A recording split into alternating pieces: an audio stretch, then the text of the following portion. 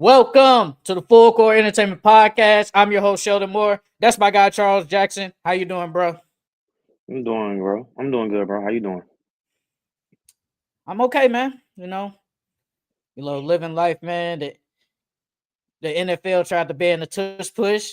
The tush push is saved. So I don't want to hear no haters. Stop the play.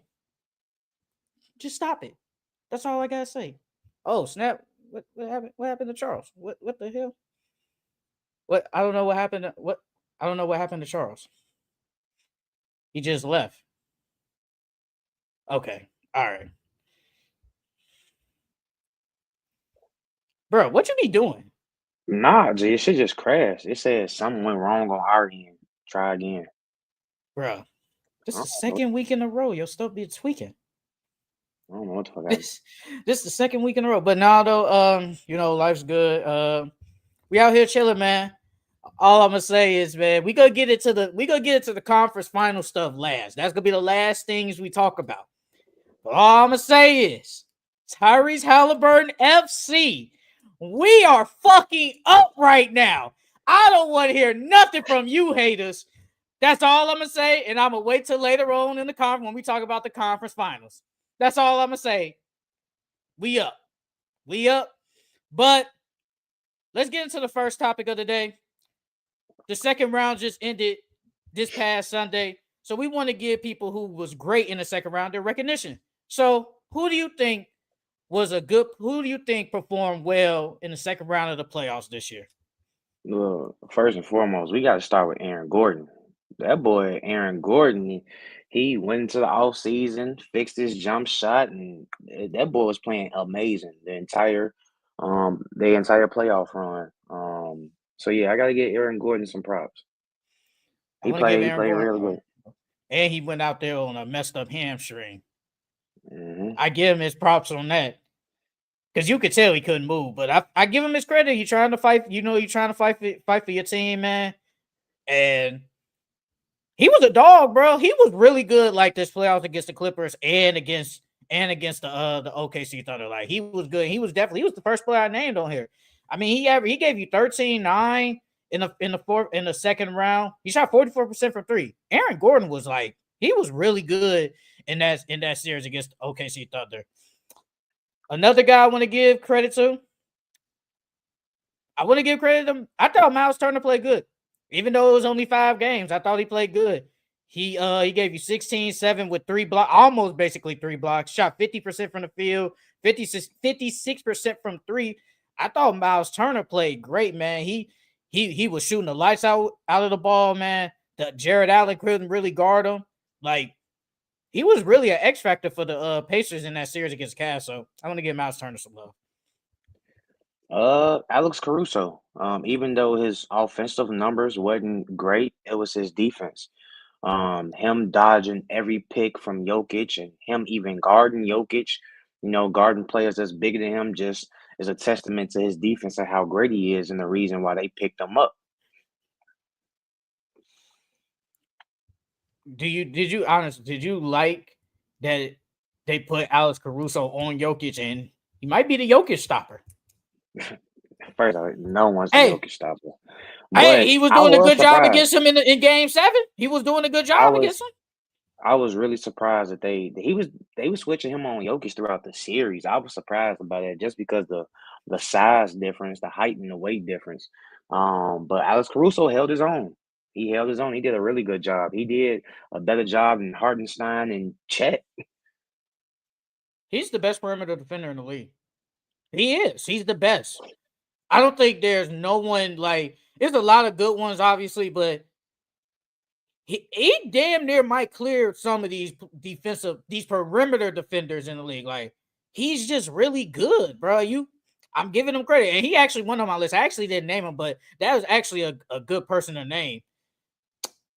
Another guy, I want to give Derek White some love. I thought he was playing decent even when Jason Tatum was there. Then when Jason Tatum was out, so I thought Derek White played good. He gave you 20 points, 4 and 7, shot 39% from the three, 44% from the field is okay. But I thought Derek White technically as the second best player on the team or the third, whichever one, how you want to name it. He was good against the Knicks, honestly, but they just didn't get it done. But I thought Derek White played pretty good in that series. Julius Randle. We can't forget about Julius Randle. In the regular season, he averaged 15, 8, and 3 versus the Warriors. And then in the playoffs, he jumped it up to 25, 6, and 7. He was clearly the best player in that series. They tried to take the ball out of Ant's hands and make others, make plays. Even Draymond Green even said it on his show that Julius Randle outplayed him. He was like, that was the only matchup, the only person since Pascal when they won that championship that year that he felt to like outplayed him. And he was saying they made Julius take the shots that they wanted, and he was hitting them.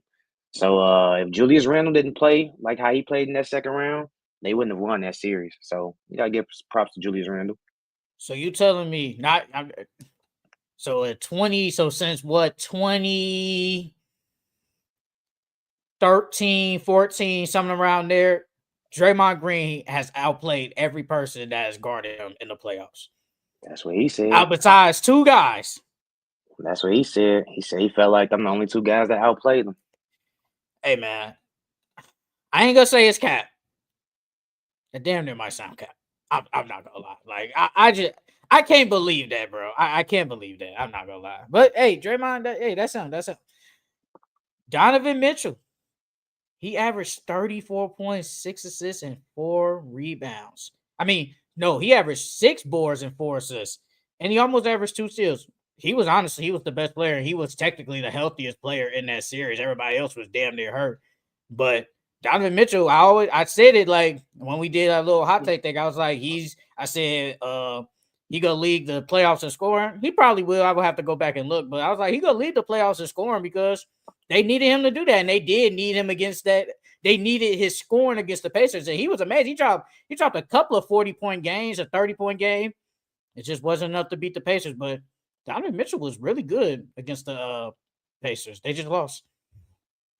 Aaron Naismith. The man played great against the Cavs. He played great defense on Donovan Mitchell. And he played good offensively, shot 44% from the 3 that round. So yeah, you gotta get Aaron Naismith some love. We gonna talk about him later. Aaron Curry Naismith, man. But honestly, the last guy I got Jalen Brunson. I thought Jalen Brunson played great against I wouldn't say great, but I thought outside of the first 2 games of the series, the last 4 games, I thought Jalen Brunson played pretty decent. I thought he played because first 2 games he wasn't really doing anything until the fourth quarter. But you could add that into like him being like really good. But outside of that, he was great because he was great in game 5.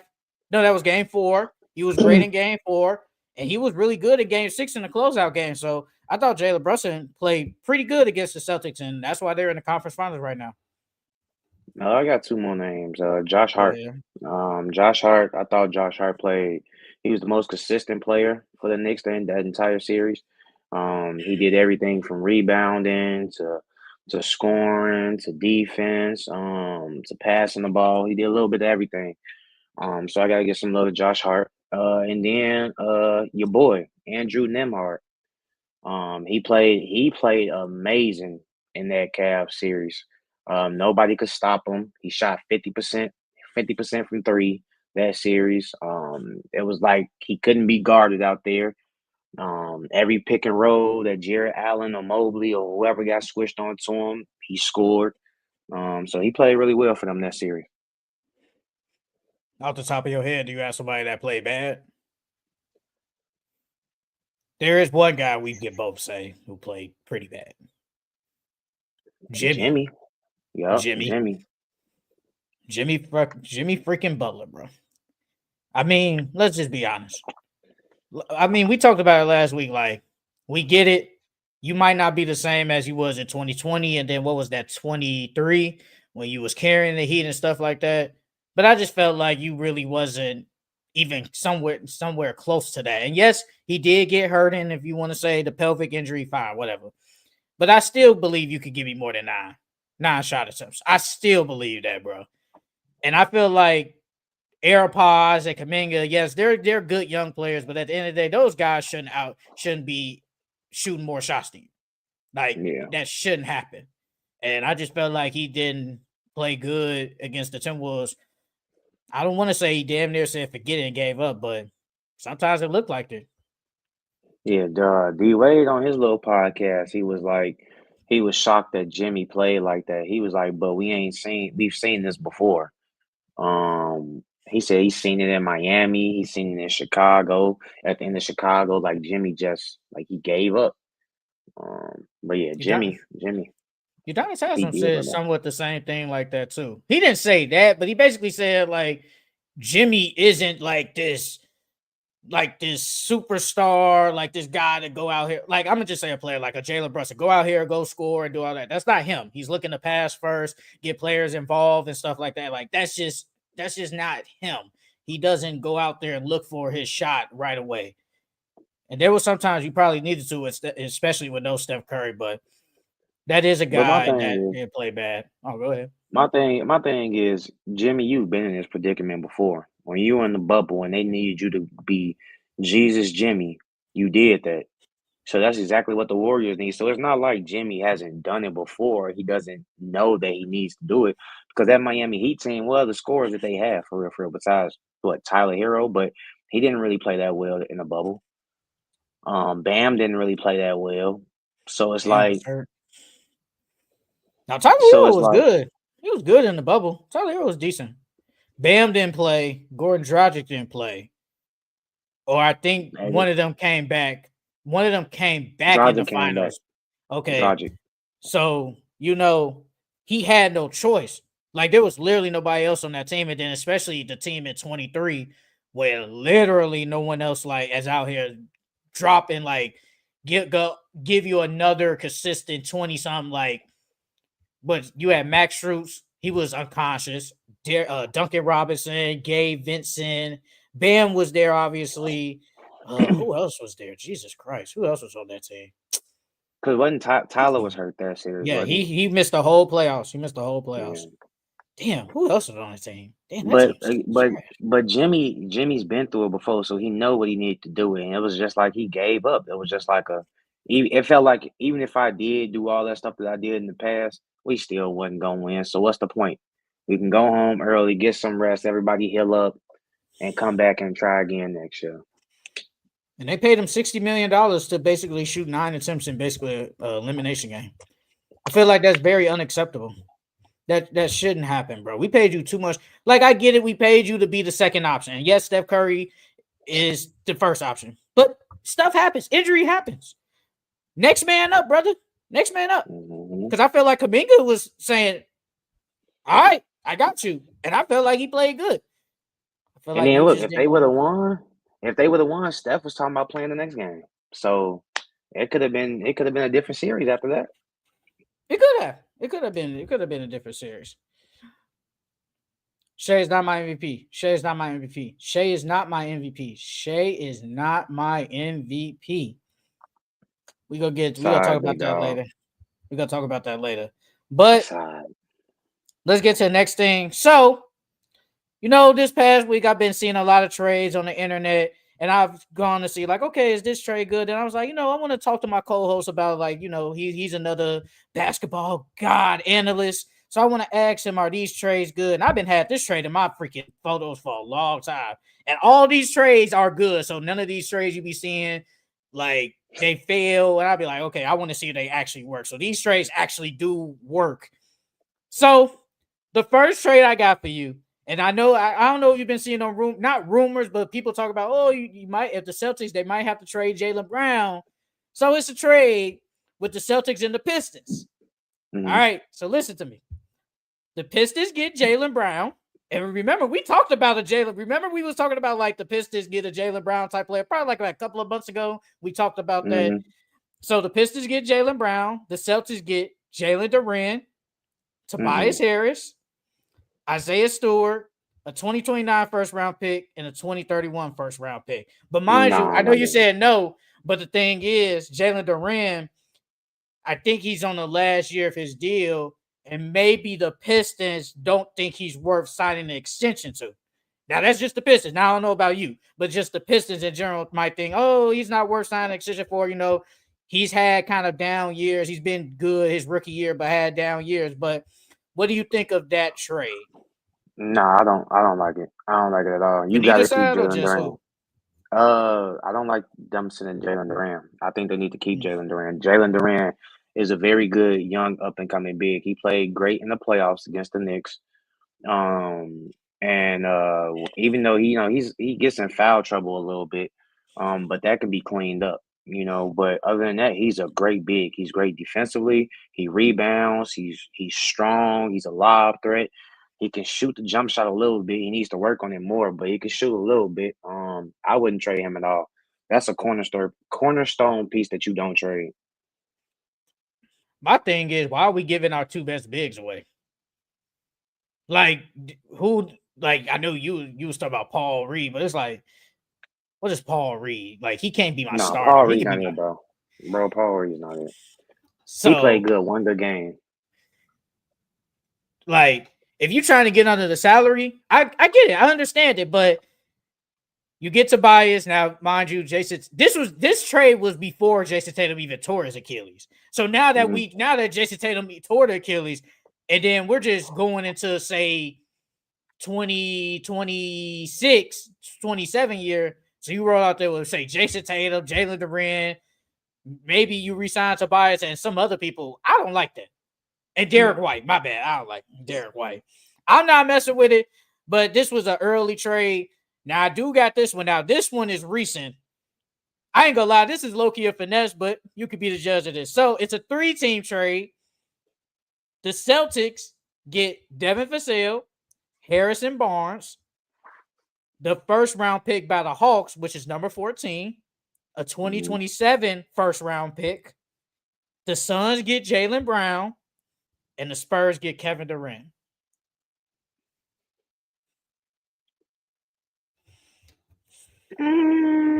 It ain't bad. It ain't bad. For who? For who? Which side? If I feel like the Spurs and the Suns win that trade more than the Celtics. Yeah, but you're getting back Devin Vassell and who else did you say? And Harrison Harrison Barnes. Barnes. And you get the 14th pick this year, whoever you Yeah, get at that pick. it's not bad, but I definitely feel like the Spurs and the Suns win that trade for sure. It's not a bad trade though. If I'm the Celtics, I don't know if I do that though. My thing is, how did the Spurs not give up the second pick? So let's hypothetically, right? Let's just say this goes through. So you go out there with Fox, Stephon Castle, whoever number 2 is, Kevin Durant, and Victor Wembanyama. Like what? Yep. And you still keep Keldon Johnson, Jeremy Sohan on your bench. How does this happen? How does a trade like this go through? Bro, that's a finesse by the Spurs. That's a finesse. Is Jaylen Brown worth the second pick? Or is KD worth the second pick? Not KD. And that's only because of his age. Jaylen Brown, the second pick?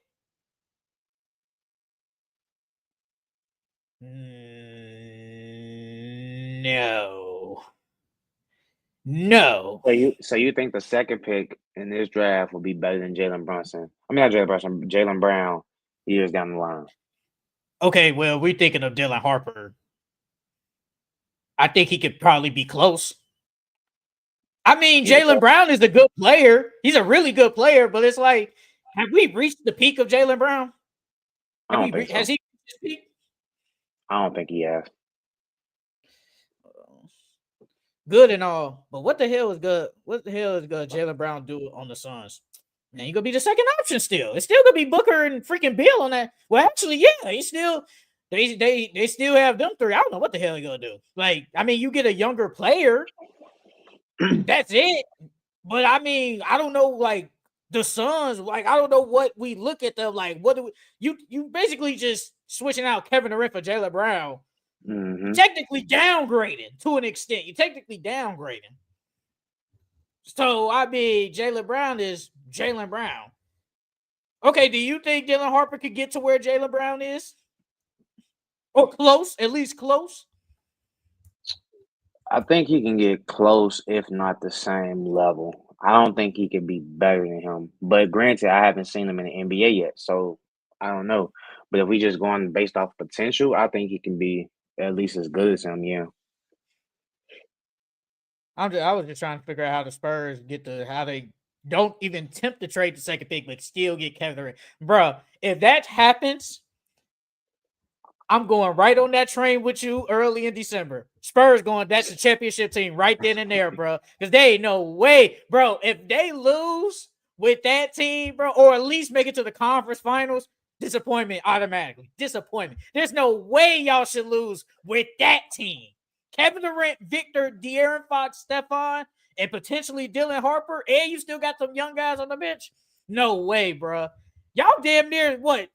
Best in the West? Are they best in the West after that trade? Only reason I would say no is because I wouldn't put him over OKC yet. I gotta see how it look. I gotta see how it look first. But everybody But else. on paper, yeah. But everybody else, yeah, they definitely better than everybody else.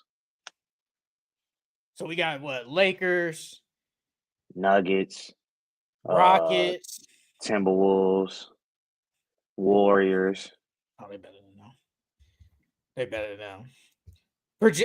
Win projecting wise, how many wins you think they win? They getting at least 50. They getting at least 50. They getting at least 50. No, I wouldn't even say 50. I wouldn't go as high as 50 because it's their first year together. I'd probably say like over 43. Over 43. 50 is the max, but over 43 for sure. That low key wouldn't even be their over under. I think like we do our over unders. They win total. I would say like 46.5. It'd probably be like 46.5 wins. I can see them getting that though. That's a lot of wins in a new team, man. I know Spurs win. I think the Suns win. I think the Celtics. It's not the worst. I don't think you're a championship contender though. No, I was gonna say they definitely get the lesser end of the stick though. It ain't a bad trade, but and then we gotta forget Jason Tatum might not be back the entire year. So well, I mean, this is technically for the year after. Like this is technically for that year. So you go with Derek White, Tatum, Vassell, and whoever else you can get. And Harrison Barnes is free agent after this year. After next year, he's a free agent, so he's only there for a year. All right, I got another trade. We got the Rockets, Suns, and the Nets. The Rockets get Kevin Durant, Noah Clowney, and Dariq Whitehead. The Suns get Nick Claxton, Jabari Smith, Tari Eason, and the number 10 pick. And the Nets get Jalen Green and Reed Shepherd. Why they ain't get a pick to the Nets? Hey, man, I saw this trade somebody put up. That's what I saw. I would have rather the Nets get the 10th pick than the Suns don't even need the 10th pick. Well, yes, they technically do, though. Technically. I mean, you getting Claxton and who else you getting? Tari Eason and Jabari Smith. They don't need the 10th. Yeah, they don't need the 10th pick. Well, technically, that was their own pick. Though. That was their own pick, technically. They basically getting their pick back. I like it, though. I like that trade. The only thing different I'll say is get a Nets the 10th pick. That's it. But other than that, I like it. I like the trade. So the Nets get what's their regular pick is like, I think it's like 7. So they get 2 top 10 picks, 7 and 10. They ass. But I mean, they need it. But hey man, look, Jalen Green, man, on the Nets, man, he could go crazy and just score all he wants. You don't got to be no contender, ain't no pressure. Just go out there and just get buckets. That's all you got to do. And you get Reed Shepherd, who is good. So technically, if we're being honest, Reed Shepherd is their draft pick because he didn't play. So technically, he's their draft pick. Technically. I like the trade for the Suns, though. I like it for the Suns. Yeah. You get some good. You get role players. You get the 10th pick, whoever you pick there. Okay, if you're the Suns, I know you probably don't have it in your head, but who would they need to get since they're at 10th pick? Well, maybe not a name. They getting Claxton. They getting Claxton, right? Yes, they get Claxton. Do you get a point?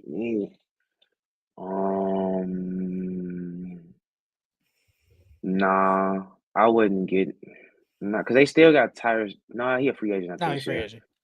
They still got Um, Devin Booker and Bradley Beal. I don't think it's gonna be a decent point by that pick. And then on top of that, I wouldn't even want no rookie point guard be unless he like Jeremiah Fears or something like that. But he ain't gonna make it to the 10th pick. Um, they probably go a wing defender. Go get another wing defender. Either that or go get another scorer off the bench. So you can have some bench scoring. What's that dude from BYU? I go get him. The dude from BYU. Igor Denham. Yeah. Igor Yeah. Denham. I think he supposed to be like either between 10 and 14 or something like that. I'll go get him. Get a point. What about the dude from Illinois? Well, technically he could start because he played overseas. He played professionally overseas, so he could start. Yeah, that wouldn't be bad. That wouldn't be bad. All right. So this is another trade. It's between the Celtics and the Spurs. The Celtics get Devin Vassell, Keldon Johnson, Julian Champagnie, the number 2 pick, a 2028 first round pick for just Jaylen Brown. No. Hell no. Hell no, he's not worth that much, bro. He is not worth that much. The number 2 pick, Keldon Johnson, Devin Vassell, and who else you say? Julian Champagnie. No, bro, he's not worth all that, bro. Because Julian Champagnie decent. I like Yeah, him. He's decent. He's decent. I like him. Jaylen Brown is not worth all that, bro. Hey man, that's the Finals MVP right there. I'm not trying to hear that shit. He is not worth all that. That's the final MVP. He is not worth all That's that. the Finals MVP, bruh. Come on. And this actually, I saw this on Twitter, and it was actually FanDuel Sportsbook that said that put this trade up, and they the ones that said who says no.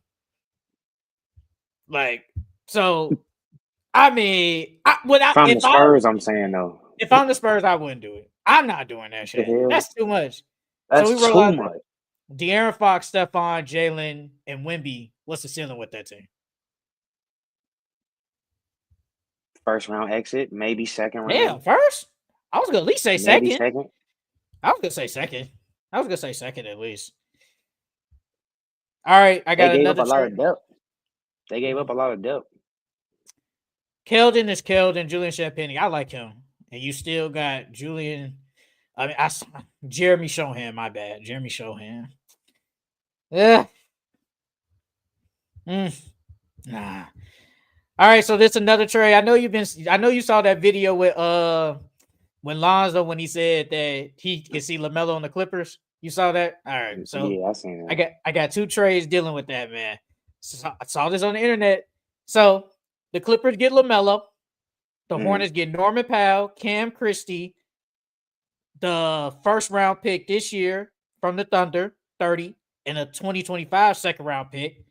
And the Bulls get Bogdanovich. No. You're not doing it? No. Not doing it. No. Wait for who? Who's not doing it? Who says no? I'm not. Everybody says no.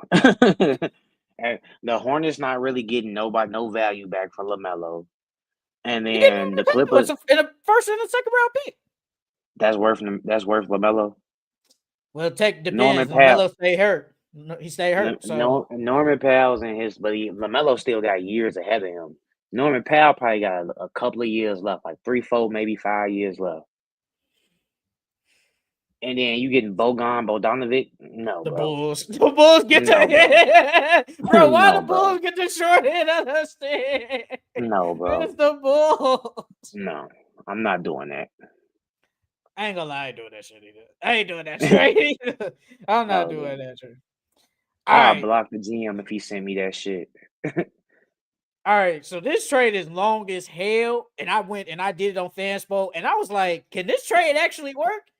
This trade works. Low key, this trade works. So the Clippers, it's between Clippers, Hornets, and the Sixers. Clippers, Hornets, Sixers. Yes. The Clippers get LaMelo and Kelly Oubre. The Hornets get Paul George, Norman Powell, the Okay. OKC first round pick, the Sixers first round pick, which is number 3, a 2028 first round pick, a 2029 first round pick. Now, mind you, Okay. this is from a lot of teams, so this not just from one team. This is everybody throwing their picks around. So let me just start over. The Clippers get LaMelo Ball, Kelly Oubre.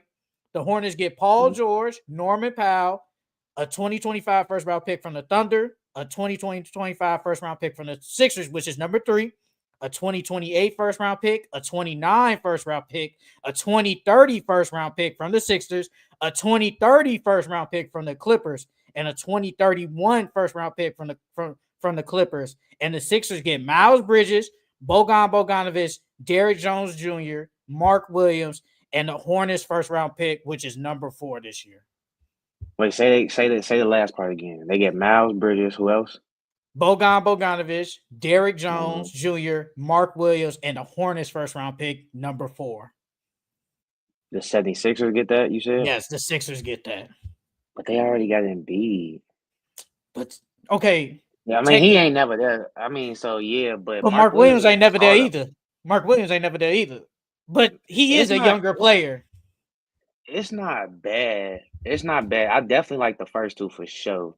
The only thing is like Joel and Mark Williams, unless they plan on flipping Embiid to somebody else or something like that, or unless they start both of them, put Embiid at the 4 and put him at the 5 or something like. Other than that, I think Mark Williams comes off the bench. He comes off the bench. Other than that, I don't. But I mean, you get insurance though. Like if Joel Embiid is out, Mark Williams, he get hurt too, but he is a younger player. So you kind of look ahead. Miles Bridges is a good player. Bogdanovich is decent. Derrick Jones is a good defender. And you get the 4th pick. So technically, you're just getting a pick lower. And I know you talked about VJ. So technically, let's just hypothetically say they get VJ.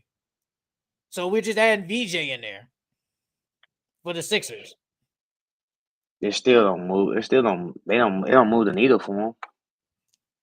So we got Tyrese, Jerry McCain, Miles, VJ, Miles, and Joel Embiid. That's a second round team at most. Mm-hmm. That's the same. Now, what about the Hornets? I like it. I'll say I like it for the Hornets and the whatchamacallit and the Clippers. I like it for them. You get PG with Brandon Miller. Well, who gonna be they big though? They don't have a big. They don't have a big. Unless they use their number 30 pick to get a big. Too, right? They do get the number 3 pick. Unless they flip that for a big or something. Because that's too early to draft Derek Queen or somebody. So I don't know who their big is. Honestly, don't know if they do this. But they get all them picks in return. They do get a lot of picks. So you're moving in the right direction with getting the picks. Paul George is Paul George. So Norman Powell is Norman Powell. So you roll out Norman Powell, Brandon Miller, EG, and whoever the 3 pick is. I mean, that team is. I don't think that team's still good, honestly. They make the playoffs, I think. You think they make the playoffs or fight for a playoff spot or fight for a play-in spot? I think they can make the first round. I think they can either as an 7 to 8 seed. I think they can make it as a 7 to 8 seed. Oh wow! So they're in the playoffs, and they're in the play-in, but they can beat whoever in the play-in. Yeah, I think they can do that. Who's their point guard? Trey Mann. Okay, either that or whoever they draft the 3rd pick. Who do you draft at number 3 now? If you're the Hornets now, they get the 3rd pick. Who do you draft? You don't draft Ace Bailey because you already got PG and Brandon Miller there. But PG old, bro. Like he up there. He getting up there, bro. You need a future. You do need a future. Mm-hmm. Now, what about the Clipper side? They get LaMelo. They get Kelly Oubre. And Kelly Oubre. Man, but they already got James. I mean, I like them because they get LaMelo. They can go younger.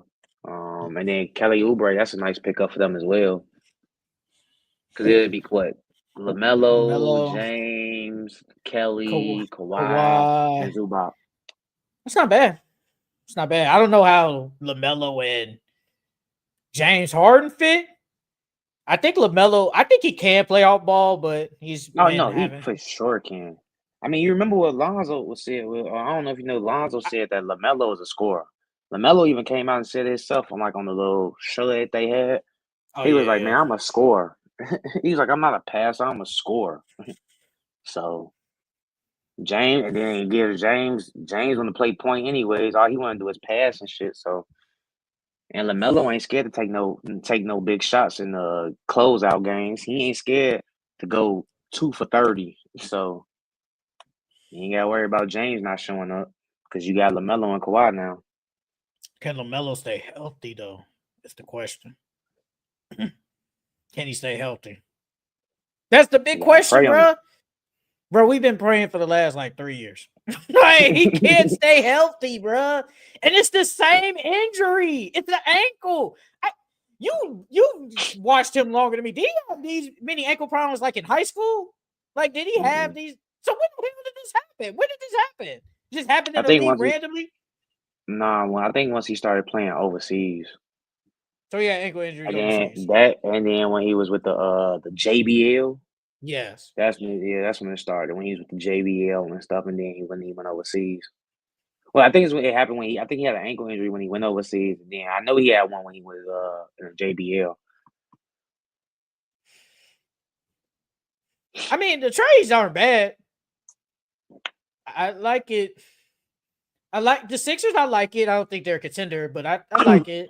The Hornets, I think it's cool. They're moving in the right direction. Is Brandon Miller like? Can he be the face of my franchise? Like LaMelo is the face, but since he's I gone think he now, can. can Brandon Miller be the face? I think he can. All right. So this the last trade. The Jazz, Lakers, of course. The Jazz get Austin Reeves, Gabe Vincent, and 2020-31 first round pick. The Lakers get Walker Kessler, Jordan Clarkson, Keontae George, and 2 second-round picks. No cap, I'm doing this. I'm doing it. Yeah, I'm doing that. Yeah, I'm because doing then it, you bro. get a bench score. You get a bench score. You get that big. And who was the other piece you said? Jordan Clarkson. And Jordan then we Clarkson, got shooter. Keontae George. Yeah, we got 2 shooters, and then we get Walker Kessler. Yeah, I like it. I'm doing it. I'm Yeah, I doing like that it. shit in a heartbeat. And now the Jazz, they get what you get Austin Reeves and you get Laurie and whoever else you use that first round pick on. And I've been seeing a lot of mock drafts that just keep saying Jeremiah Fierce, which probably makes sense now if you trade Jordan Clarkson and Keontae George now. That actually makes sense. I mean, but you So, still got Isaiah Collier and Colin. oh, Colin said, you need to get rid of him. He's just Yeah, there. He's just there yeah. now. I don't know why they keeping those like players, bro. I don't I get like to what see they're him on the doing. Magic. I like Colin to see him. He Sexton, fit the Magic. Yeah, he fit the Magic very well. you like He's him a on the bench or defense starting? starting. Put him next to Jalen Jalen Suggs. Suggs. Him and Jalen Suggs is a backcourt defensively. That'd be nice. And then they both can go get buckets. So yeah, I like that. I'd rather get And Simons Colin can though. shoot. I'd rather get Yeah, Simons. yeah, for sure. Yeah, Simons is the better shooter and he's bigger. But All right. So since we was just talking about the Hornets, I do want to ask you. I don't know if you saw that report, but it says Brandon Miller is reportedly the only untouchable player on the Hornets roster per Amico Hoops. One opposing executive told Hoops Wire that he's been led to believe Brandon Miller is the lone untouchable on Charlotte's roster. Though he doesn't think LaMelo or Miles Bridges will be moved, no one would pay what the Hornets are surely seeking for either players, the executive said. So do you agree with that statement? as far as untouchables, me personally, I say LaMelo is untouchable too. I ain't gonna lie, even though he does have all those injury problems, he's still untouchable. He's a superstar, bro. He just has to stay healthy. Man, then I like him with Brandon Miller. I think they complement each other very well. Now, Miles Bridges, on the other hand, he can be traded. But I wouldn't trade him either because I think those three fit very well together.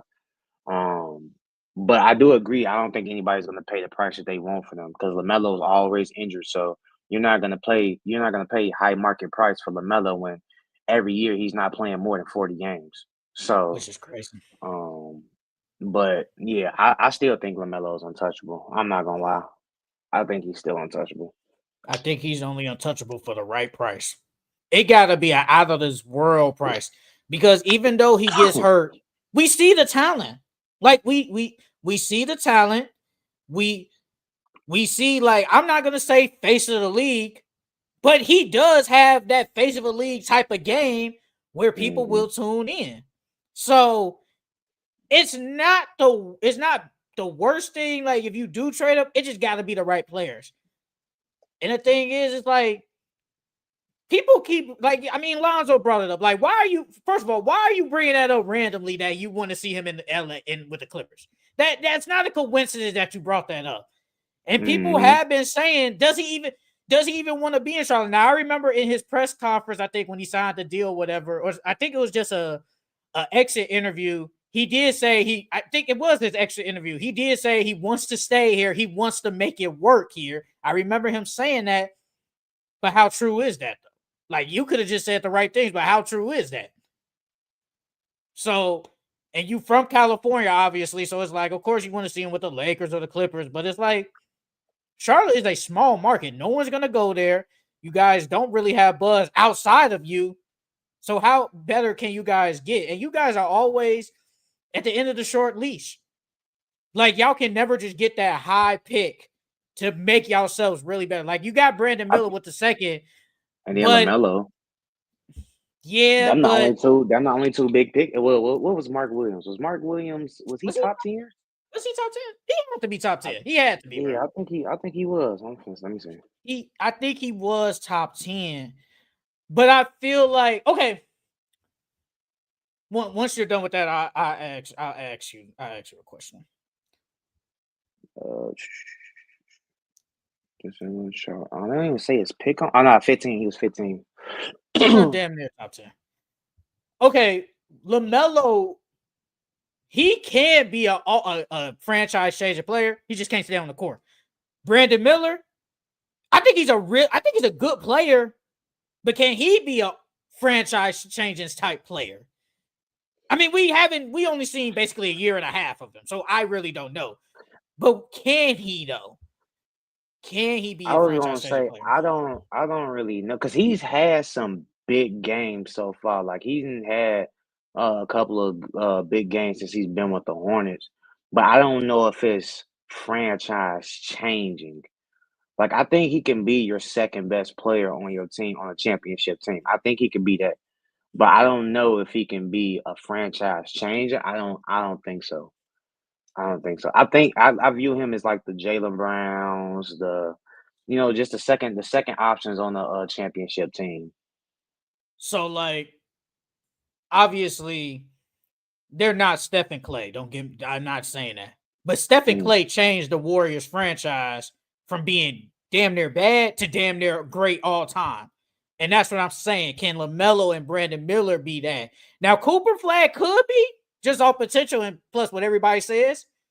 But can Brandon Miller and LaMelo be the Steph Curry and Klay Thompson of the Hornets? I don't know. I think they can because they fit very well together. They both can shoot the ball very well. I'm not saying that they Steph and Clay as far as shooting, but they can both shoot the ball very well. And they complement each other very well too. Like they games fit very good together. It's effortless when they play together. But you got to keep Miles Bridges too because Miles Bridges brings that third component to it. Um, yeah, I think they should just keep them together, bro. Just keep them together. So since they got the fourth pick, who would you and it's gonna probably either be Ace or VJ. Who do you want the Hornets to get with that pick?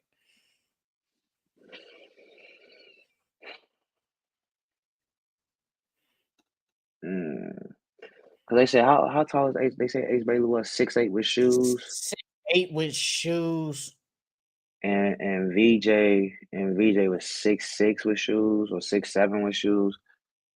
I'm gonna low key go Ace. I'm gonna go Ace because of size. Because you already got Brandon Miller and LaMelo. They 6'6" and up. And then Yeah. you got Miles Bridges who's 6'6" and up. I think Miles Bridges is like 6'8", and LaMelo's like what 6'9", and Brandon Miller's like six Damn, seven, 6'8". he's that tall? Jesus Who? Christ. LaMelo? LaMelo, 6'9". Yeah, LaMelo. Yeah, LaMelo tall as hell. I knew he was Um, tall. Damn, 6'9". Taller than and then Bron? yeah, Taller than Loki. I'll go Ace Bailey. I'll go Ace Bailey with them. The only thing is, G, they got too many guys that need the ball in their hands. Like Brandon Miller is really good with the ball in his hands, even though he can play off ball. LaMelo needs the ball in his hands. Ace Bailey, he needs the ball in his hands to get his shot up. He's not really an off ball player. I think Miles is a Um, good. I think he's a decent all ball player. I think Miles is. yeah, I think he's decent, yeah, but I'll go Ace Bailey. I'll go Ace Bailey for him. and he could play the three, or the four. Well, 4-3, whatever. Nah, he'll play the three. I'll keep Miles at the four and have him play the three. What did Francisco say? The best LaMelo ball shoe. The I'll Puma. probably have to say them. Yeah, I just looked up them MB 04s, the red, orange, blue, the blue ones. I like them. The MB04s. Yeah, MB 04. MB04.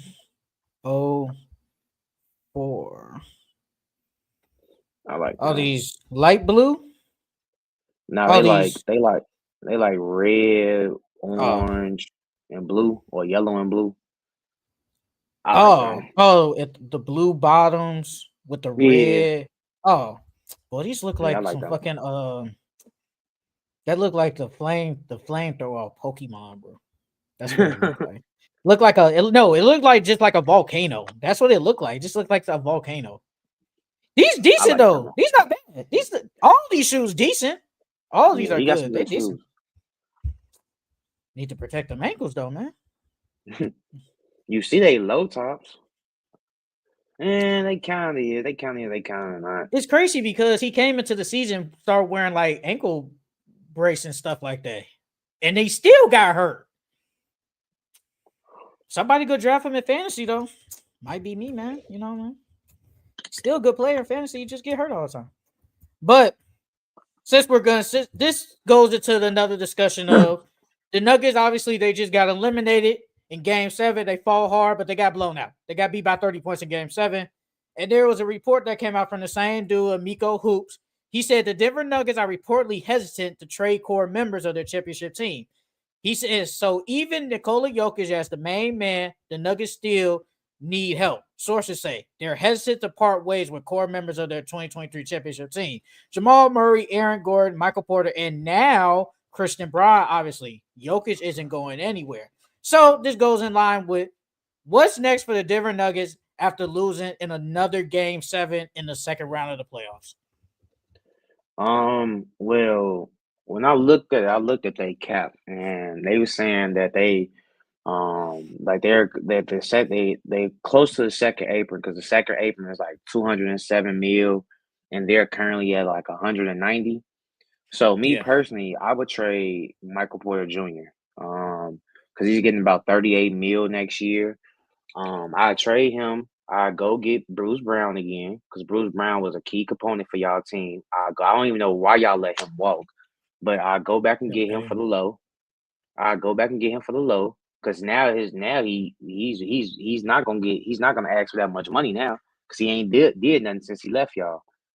So go back get him for the low, and then I'll trade Michael Porter Jr. to the Bulls because the Bulls was linked to Michael Porter Jr. in the draft, and they wanted him really bad. It was just that his back his back injury scared them, and so I go get Lonzo, Kevin Herter, and Ayo, and that's about 34 mil right there, and you save at I least wonder if 4 that mil. works.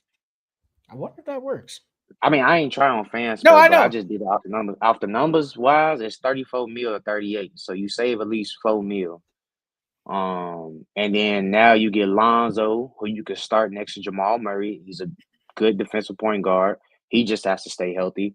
Then you get shooters, and you get a shooter in Kevin Herter, and Lonzo's a great shooter from the corner as well. So boom, and then you get Ayo, so a point guard off your bench. So and then you save 4 mil. What can you look up real quick? What was Bruce Brown's last contract? Because they couldn't pay him. That's why they let him go. after helping them get to the finals in 23, they couldn't pay him. That's why they had to let him go. So that makes sense. Like they couldn't play a lot of those key guys in that finals run. Like Jeff Green was a key player in that finals run. They just couldn't pay them. He's getting 23 mil. They couldn't pay that. See, that's the thing. They couldn't pay him that shit. They couldn't. They probably could only give him like the mid-level exception, which was probably super low compared to that. I say now he's not worth 23 mil no more now. He's been bad. He's been bad. So, yeah, he's been bad. And I guarantee you when he goes back to the Nuggets, if they do get him, he'll be back to the same Bruce Brown that he was when he was there when they won that championship. See if that trade works on Fanspo. I'm doing it right now. But I'm surprised you ain't say it. They need a backup big, just like the Warriors. They need a big, bruh. No way you need to go in there with freaking Jokic all the time, and you couldn't play nobody, bro. Zeke Naji is trash. I mean, they got that rookie that they drafted last year. He got hurt. He was supposed to be that guy. Yes, he was supposed to be that guy. He got hurt. So that's why I ain't say go get a backup big. And then I think they have re-signed DeAndre Jordan. So that's why I ain't say go get a backup big. That's just for veteran purposes. And I think that Holmes dude is decent. He just has to play. He played at Dayton. Yeah, he was good for them. He was good at Dayton. Let me see if this works. That's why I didn't say a backup big. Hey, this works. This trade works.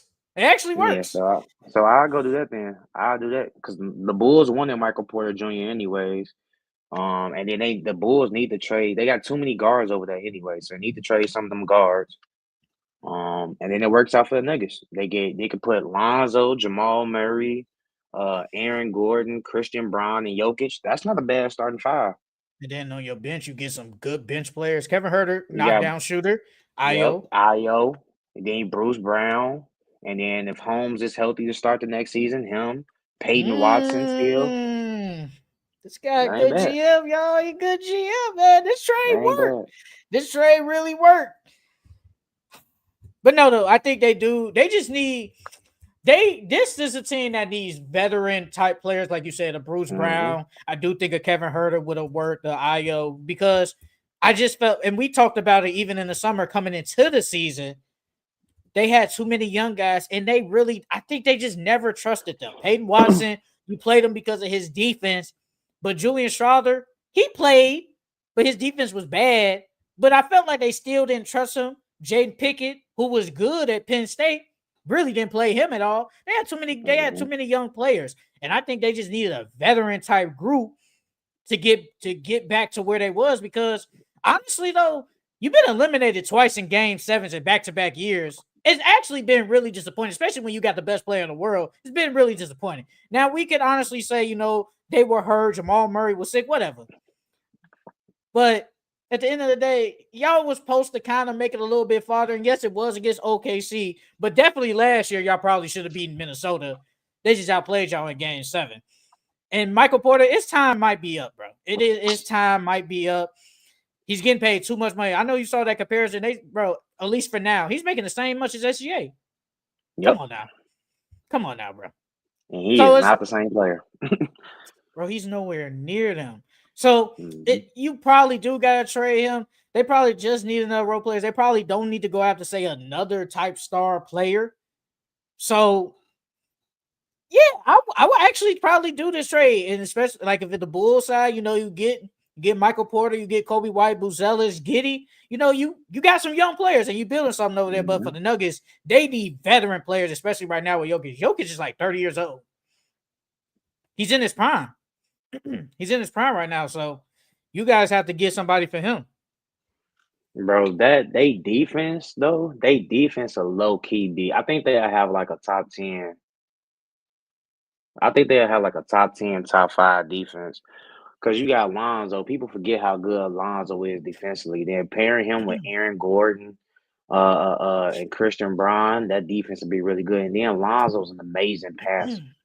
So the passing between him and Aaron Gordon, they offense and they defense would be amazing, bro, if they got Lonzo. So you would start him. You wouldn't have him come out the bench. Yes. No, I would start Lonzo. Because you need somebody. You want to take that pressure off of Jamal Murray. Yeah, you got Christian Braun, but you still need some more defense in that lineup. And Lonzo has defense and he can shoot. So and he can pass, so it'll make the offense run even better. And Alonzo has a high IQ, so they offense and they defense would be even better.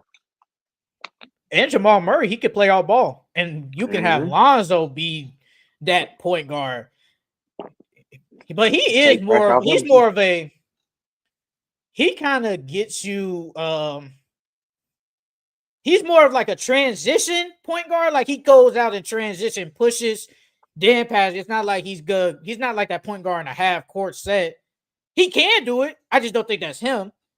But it still could work. Technically, it still could work. But the thing is, obviously, we got Jokic, and like you said, Lonzo's a great shooter. Boy, you leave Lonzo in the corner open, boy, that's smack all day. Jokic gonna get you open. Like it's gonna happen. Jokic is gonna get you open. And then, like you said, Lonzo is great in transition. I don't know what the Nuggets' pace was, but if you put Lonzo on their team, they're going to be a faster paced team. They're going to be hard to guard. Because the thing, what makes NBA teams really hard to guard, they have multiple styles they can play. So you got Jokic, you can play in the half court. If you go get Lonzo, now you can play fast. You know what I mean? And then now you got shooters, or you can go big, or you can go big because Lonzo's not small at all. Lonzo's 6'6". You know what I mean? So you can go big, and then on top of that, it takes pressure off of Jamal Murray. He doesn't have to bring the ball up 24/7, and he can play off ball. I think Jamal Murray's better off ball than he is on ball, because that's how good of a shooter he is. So I think it'll work. I hope the Nuggets. I hope the Nuggets look at that or look at this or GMs think about that and try to go get those 3 players. I mean, this trade works for both sides. Like you get Kevin Huerter, 17 million, whatever. Lonzo Ball, you getting him for 2 years, so you got him for another year. Io is a young player, so you could decide if you want to re-sign him or not. And all you're doing is just trading Michael Porter Jr. And so technically, you really not losing something because this Michael Porter Jr. with Christian Braun, now it's like, how big is the gap? Like, how big is the gap? Because Christian Braun was good this year. Yeah, he was. I think Michael Porter's. I still would take Michael Porter over him only because Michael Porter is 6'9" and he can shoot the hell out the ball. He's an amazing scorer. I think if he goes to the Bulls, we're gonna see a Michael Porter Jr. Everybody thought was gonna be the number 1 pick if he didn't get injured. So yeah. I think the only problem is his defense was not good, and he probably could have rebounded better, but that is what it is. But on the Bulls, there ain't no pressure. Just go out there and hoop. All you gotta do is go out there. So this not a bad trade at all. And you save money. It's just the Nuggets, man. So you wouldn't. Me personally, I'm not trading Aaron Gordon. He's too valuable for me to trade. He's too valuable. Especially after what he did this playoff. No, hell no. He's too valuable for me. Jamal Murray, I don't think they will trade him. I just think they're looking like, is he worth that contract we gave him? That's the only thing. Is he worth the contract? Because they gave him a lot of money. I'm not a good cap. They gave the man a lot of bread. And, like he's just, like I think, he starts next year. Bro, he's going to get $46 million next year. Is Jamal Murray really worth 46? No, I was looking at the comments. My bad. No, I know. Justin Tom. Go to the comments. No, I put him up. Francisco, I'm crazy to say that Jokic could fit better at the 4 for defensive purposes, like with Jared Allen type player at the 5. How you like that? Well, since Jokic is great, I think it could work regardless. Because Jokic is just so great. He can make it work. So. Damn, a 2-man game, a 2-man big man game with him and Jared Allen. Boy, Jared Allen, Jared Allen could easily average 15 and 12. Easily 15 and 12. Tapping in before work. I hate Tyrese Halliburton. Hey, that's what I was like. Simone, I hate him same, too, Justin. G. I I hate don't him know why too. y'all I hate hate him too. Tyrese. We go, I bro. We hate him gonna too, get into bro. the Tyrese Halliburton. We gonna get into that I later. hate that We just man getting too. all this other stuff out the way. I'm so mad I cannot talk shit because he hooping right now. I'm so mad I can't talk shit. But now though, the Nuggets, they do have to make changes to get better. Even though they were still like a top 4 seed, it just didn't feel like they were a top 4 seed. They was kind of struggling kind of early in the year. You fire your coach for 3 games before the season started, and give David Adelman credit. He goes in there with 3 games of experience, and he got them to his game 7 to the second round against the OKC Thunder. I got to give him credit on that. I got to give him credit. I thought A he quick did good question. enough. What's up? You think it was him or you think it was Jokic? And don't get I me think it wrong, was a he had to combination of do both. some coaching. He had to do some coaching out there. So I'm not gonna discredit him at all. But do you think it was more so Jokic or him? I definitely think it was more so Jokic, but I think he did play a part because you could tell they played different with him. You could tell Mm-hmm. they did play different. They came better with more energy instead of Michael Malone. Speaking of Michael Malone, you saw he did that little petty stuff on the air when he said this why SGA is the MVP. He No, petty I as didn't. hell for that. No, That's I ain't catch petty. that. He definitely No, said I ain't that. catch that. He said that. Damn. Right after that game against the Timberwolves, he talked, and he was like, "This is why." He said, "This is why Shai Gilgeous-Alexander is the MVP of the league." And I was like, "Damn, you going on a petty tour, brother? You going on a petty That tour?" makes me wonder. That makes me wonder if Jokic or somebody got him fired for real. I don't. Because you Well, just I don't mean, throw if you just don't throw shots like that. You know what I mean? Like especially because if you've been with Jokic, you won a championship with him. You know what I mean? You low I ain't gonna say you developed them, but you've been there with them from the get go. And now you throwing shots at them. Like even if I did get fired, if me and Jokic were still on talking terms and we were still cool, I would have said like, SGA is playing great, but Jokic is still my MVP. But he didn't say that at all. He said this is why SGA is the MVP. I probably wouldn't say all that. I mean, probably wouldn't have said anything, but I ain't gonna say like on TV like still think Jokic is the MVP, especially after like that's your ex team. I'm not. That's like saying my ex girl is still great. No, I'm not gonna say that. Like I'm not gonna say my ex is still great. That's my ex. Like why would I say that? So I wouldn't say that, but I would probably say SGA is really good. Yada yada yada. I mean that's why he's an MVP candidate. I would at least said that. And Mm. that's what I would have said. But honestly, let's get into it. SGA, Shai Gilgeous-Alexander won the MVP of the NBA season. I know this year, early when we first did our little not rankings, but our picks, I did have Jokic for the first couple of times. Then after a while, I did go to the side of SGA. And I do feel like he deserved it. Best player all year, had the best team all year, averaged 30 points a game. He deserved the MVP. But what is your take on SGA winning the MVP of the season? I saw this coming. Even though Jokic was putting up amazing numbers the entire year, I just thought that Shea was the best player. Like when you looked out on the court, it looked like Shea was the best player on the court every single game. Um, so I mean, I saw this coming. I wasn't surprised by it. I would have been mad if they didn't give it to Shea. But I saw this coming. Shai, he's a dog, bro. Because a lot of people thought last year.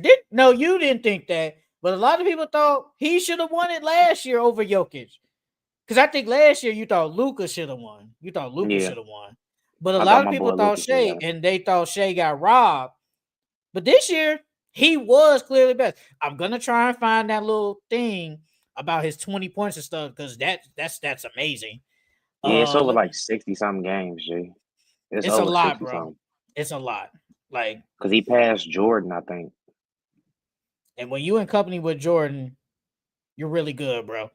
And I always think of the fact like Sam Presti is good, bro. Like with just trading and draft, bro. I know James Harden won his MVP in Houston, but that's 4 MVP players that you drafted or traded for. That's amazing, bro. Like that is amazing for that franchise. But I mean, Shai Gilgeous, he deserved it. I've always talked about in my criteria. you got to at least put up like great stats, but your team also has to be good. And he had both. He averaged 30 points per game, and they were the best team clearly all year.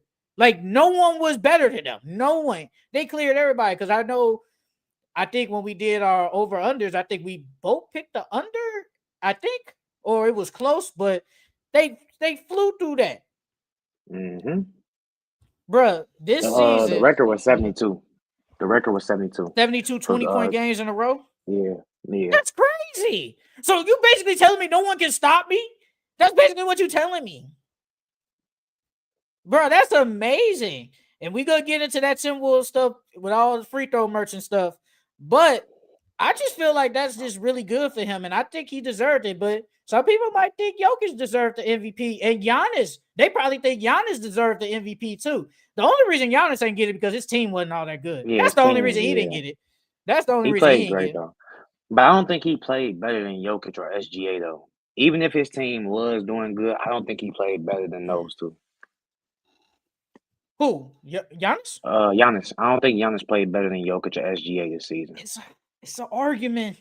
It's an argument. You can argue. Bro, Giannis was great. What did he average? Like 30, I think want to say 12, 13 rebounds, shot 5 assists, shot around 60% from the field. Yeah. You can argue Giannis was damn near up there with them. The team just wasn't bad. Bruh. So SGA, like you said, scored 20 points in 72 straight games, still damn near going on. He led the NBA in 20-point games, 75, 30-point games, 49, 40-point games, 13, and 54 games. Brother. Like, come on. Hey, you think he can score 70 or 80? With his free throws too? Only reason I'm gonna say no, because he's not a volume 3-point shooter. If he started shooting more threes, then I'd say yeah. But I think the highest he could probably get is like 60, maybe 70. I think he can reach 60. 80 is crazy, bro. Can he pull a Kobe? I don't think we'll never see that again. Who was the closest? Luka, because Luka had 70 and Donovan Mitchell had 70. Donovan Mitchell, yeah, Luka and Donovan Mitchell. See, those are volume scores, though. Those two are volume. Shea, they shoot a lot of threes. Yeah, Shea don't shoot a lot of threes. He got the free throws on his side, though. But if he shot a lot of threes plus them free throws, I think he could do it. He damn near the best player in the league. That's a best player in the league right there. But congratulations to Shea, man. He a dog, bro. And now, you know, with this MVP now, we have had 7 straight international players win the MVP. 7 straight now. Giannis won back-to-back. Jokic won back-to-back. Then Joel Embiid won. Jokic won. Now Shea has won. So I want to ask you, I'm going to ask you just one question. Who is the next American-born player to win the MVP in your opinion? Who could be the next? And how long will it take for that next American player to win that MVP? Low key, I'm gonna say Jason Tatum. I think Jason Tatum or Ant are the next two. I think it'll be done in the next like 4-5 years. But I think low key the next MVP, Luka. Luka got to get one, bro. I think Luka is our next MVP. We say this every year. He comes in as the favorite every single year and never gets it. He never wins, bro. Never My boy's wins. Gonna get him one. I think he's going to get one eventually, bro. But it's just the fact that he always comes in as the MVP favorite. Then next thing you know, he never wins. Like, he could have won it the year before. I always just thought that year his team wasn't good enough. Because what was he, the 5th seed? I think he was the 5th seed. 5th or 6th. Yeah, 5th or 6th. That team, see, they not gonna do that. They not gonna do that. So I was like, he can't win, especially they started out so. Now they was good that second half when they got all the additions and stuff. But I'm like, bro, they're not gonna give him that. Like they just won't give him that. Hold on. Nah, bro. As much as we all dislike Halliburton, he did his thing. Yeah, he did. He did. Why would this make sense for Utah? Not I gonna think lie, bro. I think he looking at the past of it when he's talking about Austin Reeves and that trade. For Utah, I mean, they really just get another scorer. We're being honest. Like that's really all it is. You get another scorer. Like you get Austin Reeves, you get Lauri Markkanen. Austin Reeves is how old is Austin Reeves? Is he still? I think he's like mid-20s. If I want to Yeah, he's guess, mid-20s. I want to say he's 24. Oh, I you got you. still get a building block, and Nah, he's 26. He's 26. he's still somewhat young. So you And get a well, he building really gonna block. be 27. His birthday in next week. Oh damn. Well, he's still young. So you still get a young player. You have control over him because he signed that new deal. So you still got him for like 2 more years, I think, or 3, something like that. And Walker Kessler, I feel like they're not. I feel like he's a good player, but I feel like the Jazz aren't high on him as we think. I truly Which is don't believe they're as crazy. high. Which is I don't think crazy. because I feel like he shouldn't be in all these trade rumors if you're that high on him. I really he should not. But I think they don't really believe in him, and especially like his offensive game just hasn't evolved, and I think that plays a part into why sometimes they want to get rid of him. His offense just isn't the best. Like he can't really shoot. Because bro, I don't know if you saw it, but this was like during the season, right? They were saying how the Jazz are going in full-blown tank mode because they're letting Walker Kessler shoot threes now, and they know he can't shoot threes. That's what they was doing. That's what they said. I saw that, bro. Like, bro, it was some stuff like you can like people saying bet his under on his 3, and like they're really letting him shoot threes because they just trying to tank. And his offense just has like he's basically like a way better Rudy Gobert. Yeah, Offensive a rebound defensive big. Basically, but you said that Anthony Edwards. No, you said Luka would be the next one, but you said it'll be Anthony Edwards or Jason Tatum. Can Ant get there? Like, Yes. can he? Yeah, Can bro. he win? Look at how they marketing the man's already. He said he didn't want to be the face of the league, but yet he got all these commercials coming out. Hey, bro, I see at least 3 or 4 Ant commercials every single day, bro. And then on top of that, he taking out all these legends, bro. If he goes to the finals, bro, they're gonna paint this man as the next Michael Jordan. And if he wins, oh my God, bro, they gonna put that battery pack in him and gas him up so much it's ridiculous. Because they beating whoever come out the East. If they make it to the fight, whoever make it out the West, they're beating whoever in the East. Okay, we're gonna get into that later, but okay. Okay, I think Jason Tatum. I think his time has passed, bro. Because the year when he averaged 30, he was the best player on the team, and I think it was like 4th in MVP voting, bro. I think he's been 4th in MVP vote, 4th or 5th in MVP voting the last like 3 years. He'll never get it, and it's not because he's not great. Those other guys are just better than him, and that's okay. It's just okay. Like Giannis, Jokic, if you want to say Shea, fine, and Luka, those guys are just better than him. They just better than him. So he'll never be able to get over the top to be an MVP because those guys are just better. And they do use his team so stacked against him. I think they do use that against him. They don't say that, but I think that plays a part. Like your team is damn near so stacked. You damn near supposed to do this, yada, yada, yada. But the man has put up some really good numbers, but he's never been close. But that's only because those guys are just better. Like, bro, Tatum isn't going to be putting up damn near no triple-double like Jokic. He's not going to be putting up no freaking like Luka. I think it was last year. He put up what? Like almost 30, 8 and 8. He's not doing that. Like, he's not going to get you the 8 or 6. He could get you like the 5 or the 6, but he's not getting you the 8. So he'll just never reach that at least. And Giannis, he's not going to be out here 30, 12, and like he's not doing that. Like this year, he averaged 26, 8, and 6. But that's just not good enough. Now, can Ant get it? I think Ant could do it. His team got to be high up in the standings, though. If he can, like what Francisco just said, number 1 seed, 30 points per game. I do believe that if he could get to 1 or 2 seed in the West and average 30, I think he can get it. Yeah. Yep. I do believe he can get like, bruh, the year Jason Tatum averaged 38, a steal, and basically 5 assists. Still didn't win. Like those are MVP type numbers, but still didn't win. So he won't Was get that it. his best year? Well, technically, kind of. Technically, well, points wise, technically, you could argue that was the year they lost to the Heat in the conference finals when they was down 3-0. Yeah, he was 4th in MVP voting. Exactly. But those, and who was it? What?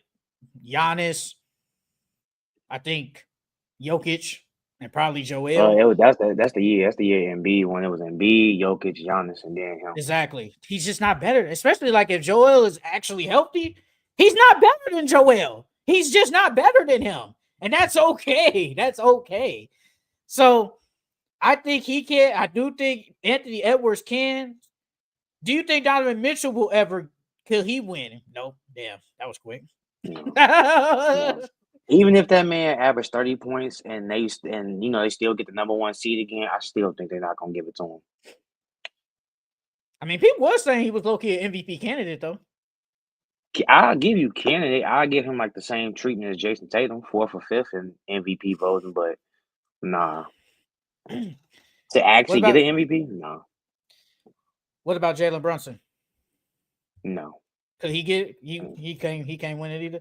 So if he averages 30 and they're top seed in the East or number 2, he can't win it. I think they still gonna give him the Jason Tatum treatment. He like 4th or 5th in MVP voting. Yeah, we some haters. So have they taken over the league with this 7 straight MVPs? Have they taken over the league? Low key, yeah. Wow, that's crazy. Low key, yeah. They low key have. You can't deny it. Bro, the last American player was James Harden. What was that? 20. That was Rockets James Harden? Yes. That was the last time. That was the last American-born player. Look, okay, so Donovan Mitchell, he got 1 third place vote, 3 fourth place votes, and 65th place votes. I mean, somebody voted him for 3rd. I don't think he was That's third. But you see, majority of them was 4th and 5th. That's where he gonna be at. Jason Tatum got 11 third place votes and 84 fourth place votes. I was actually shocked he got 4th. If we're being honest, I'm not gonna lie. I was shocked he got 4th. That James Harden, that was 2017, 2018. Brother, that's almost gonna be 10 years ago. That's a long time. So Giannis won it. Giannis won 2018. Well, who was it? Yeah, it was Giannis. Because Giannis won back to back. So he won 2018, 2019. Who won in 2020? Jokic? Yep. Yeah, so Jokic, because Jokic won back to back, then it was Joel, then it was Jokic, then it was Shea. Oh, okay. Oh, okay. All right. Cool. Have the Europeans taken over the NBA? They low-key have, bro. They have. We are black sport, brother. This is our sport. They have. Hey, look at the last MVPs for the last 7 years. I mean, bro, look, bro. And to be honest with you, Shea doesn't count as an American. He's Canadian. I know. So that's why he don't count. So yeah, G. So it's like they low key have. Man, this is our sport, bro. This is our sport, man. I ain't know. I'm not for sure, but as far as MVP, they definitely have taken over. I believe in Tatum and Anthony Edwards. They can take that. They can take it from them, bro. I believe it, bro, and get us back our sport. Hey, you know Mobley got a 5th place vote? Evan Mobley got a 5th place vote. He got 1 for 5th place. I want to know who that 5th place vote was. Bruh, I don't know, but he got 1. Somebody thought Mobley was an MVP candidate to a degree? No. No. He shouldn't even won Defensive Player of the Year, we being honest. You picked him to win. I know it should have been Wemby. That's what I'm saying. It should have been Wemby. I got you. Hey, Whitby International, but he's my only hope because he black. He's the only hope we got. He's the only hope, bro. Whitby black. That's why he's the only guy.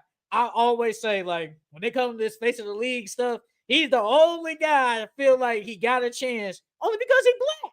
That's it, bro. And you saw Whitby bulked up, man. Whitby swole out here now, man. He our only hope, bro. Like, I always like Giannis. I feel like Giannis' time has passed. His time has just passed. Luka, nothing against him. It's just he's somewhat white. That's why they haven't given him the same with Jokic. Like those guys.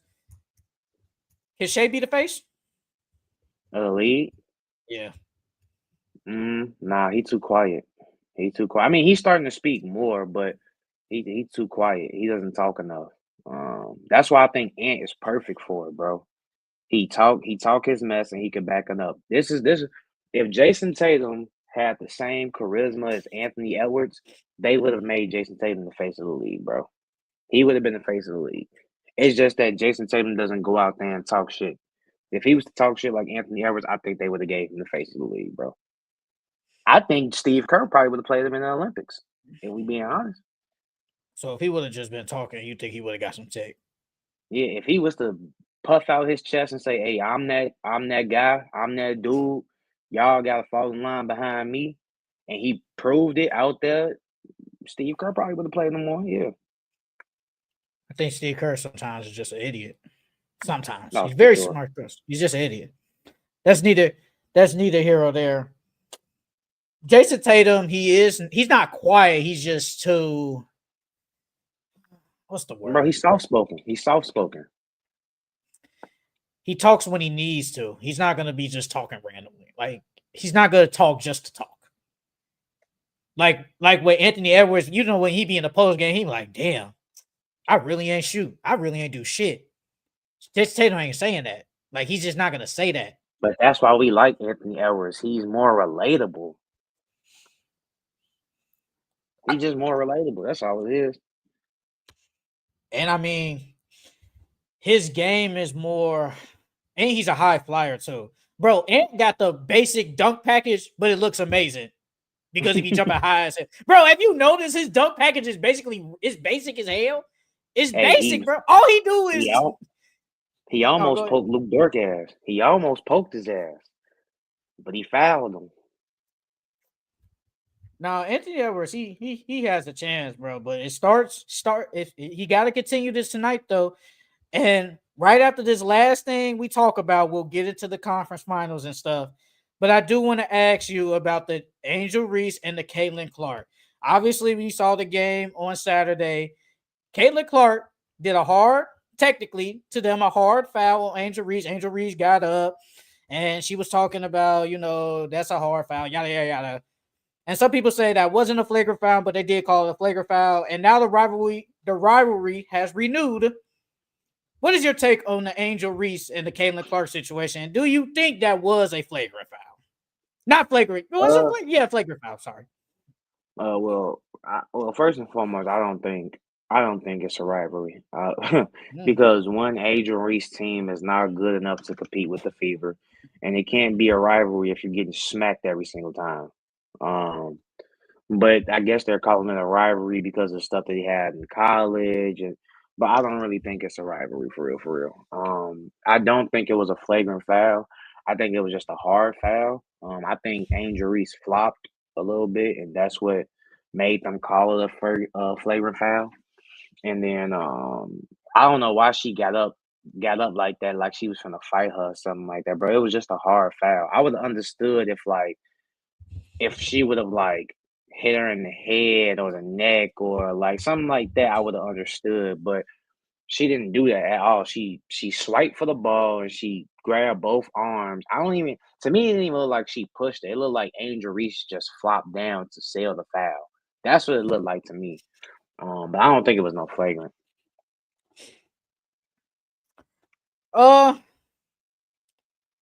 Okay, so I don't think it's a flagrant.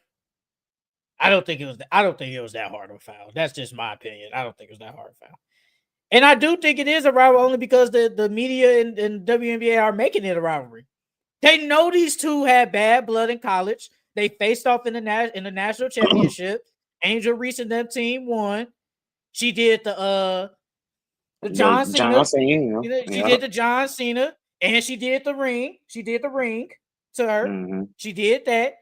And then it boils over to the W. Caitlin Clark was having a great rookie year. Angel Reese was having, I ain't gonna say great, but a really good rookie year. And they gonna use that, right, bro. The WNBA is gonna milk that all day long. They're gonna milk it all day long, and to some degree, I do think race plays into it only because it's black. Because I feel like if it was two black girls, I think they wouldn't do it like this. I truly believe that, and people are comparing it to Magic Johnson and Larry, not because of play. It's just because it's a white person and a black person going head to head in the WNBA, and they're milking it. I think they said that game on Saturday was the highest viewed game since 2000. I think it was like 2.5 million or like 5.2, something like that. It was one of those since 2000, bro. That was 20-something years ago.